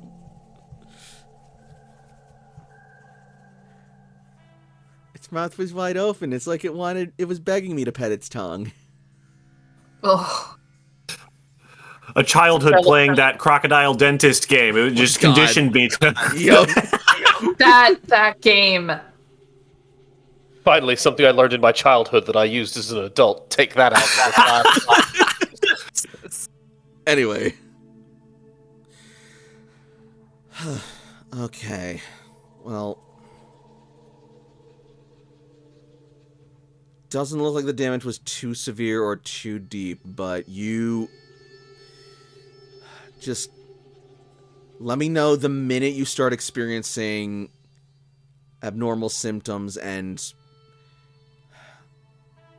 I'm gonna see what I can learn from the blood samples you've given. Check back in with me tomorrow, and the moment you start feeling anything out of the ordinary, let me know. I'll keep that in mind. For now, some gauze and some disinfectant, and staying off it will hopefully be enough for now. And please, do not try and touch wild animals anymore. No matter what part they might be showing you. It does not mean what you think it means.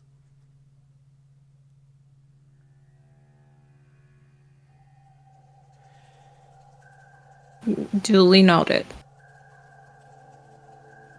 Still, it's a bit odd.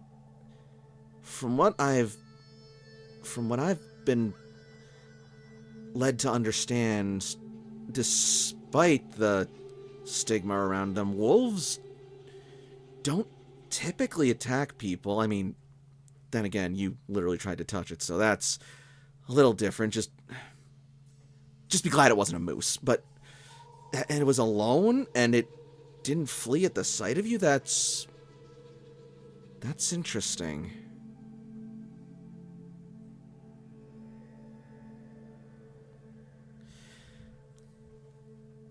Did anyone else get bit or attacked? It was just me.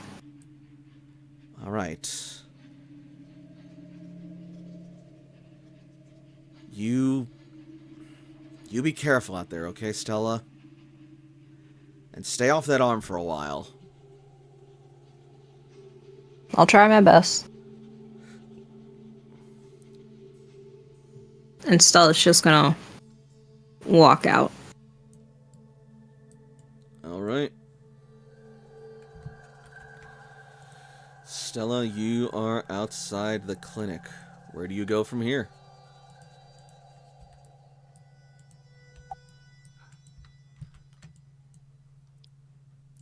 I am flagging. Are we close to wrapping? Yeah, we are very close to wrapping. Rad. I'm gonna try to head back to Arya's place to go rest. Sensible. So, Stella makes her way back to home base to rest and recuperate after a long, draining, and embarrassing morning. While Malachi lingers behind to comfort and reassure and build Connor back up. Meanwhile, Barbie, Arya, and Keller venture towards the black canvas.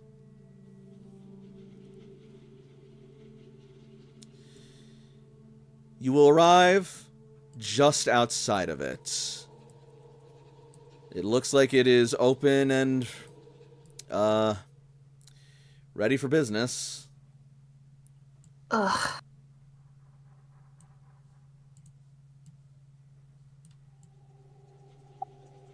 Well,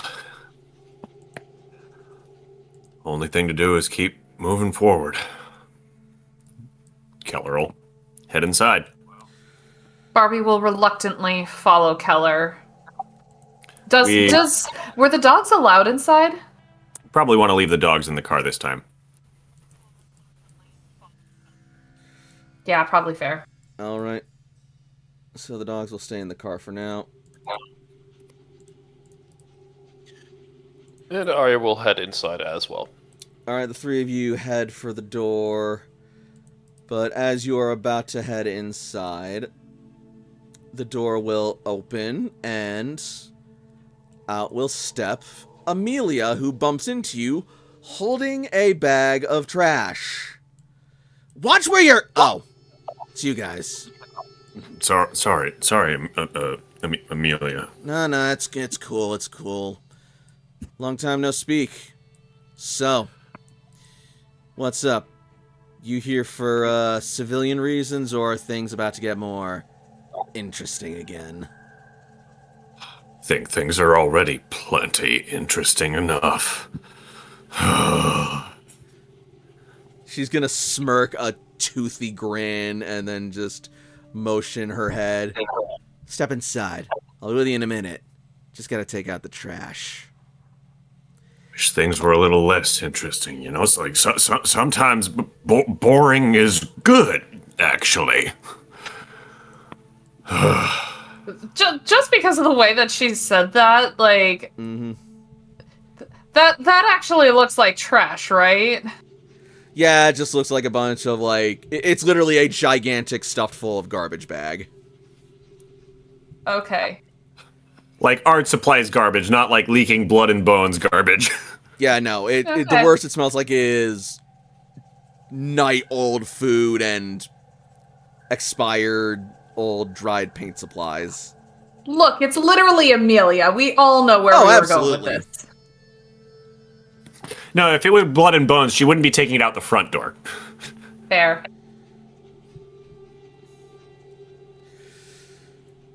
And so, as Amelia makes her way towards the dumpster to dispose of last night's refuse, you all make your way inside to wait for an unfavorable but necessary meeting with an old foe, rival, entity that knows this town better than any of you do in a way that you cannot, as the hunt continues.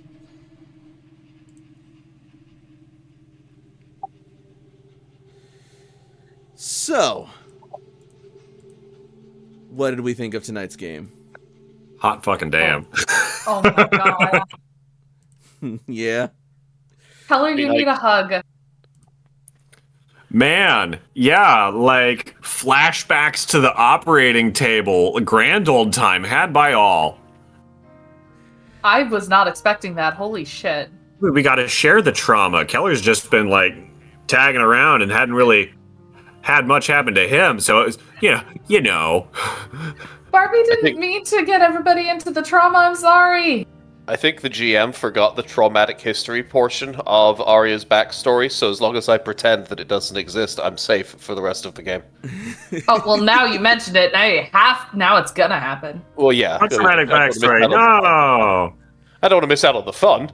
Listen, I want to traumatize all my players equally, but I also have a story to tell, and there's only so many ways I can tie everything into everything else. And I already feel like I'm putting a lot into this story right now, as I am very wont to do. But in my defense this time, I feel like it's more organic. There's a lot of bells and whistles. There's a lot of stuff going on, a lot of moving parts. It's rad as hell the way it's all, like, it's not always fun for our characters, but fun for the players. Oh, yeah. Super fun. Yeah, I think at this point we are, like, if we haven't already entered it, we are setting foot into Act 2. Oh, good. Oh, I think Act 2 has already started, and we're just finding out that we're in it.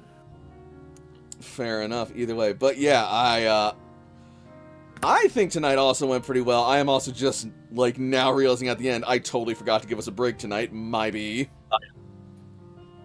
It's totally fine. We started a little late, ended a little early. It's fine. It was so cute when the doctor was trying to give Stella advice, like, no, you can't just pet the stomach of wild rabid animals. It's like, honey, listen, you are trying to fix something that's going to take way longer than you've got time for right now, so just patch her up and let her go back to making dumb decisions. It's all I right. got bit. How'd you get bit? I tried to pet a wolf. You tried to pet a wolf? Its belly was so fluffy. It's like, what are you talking about?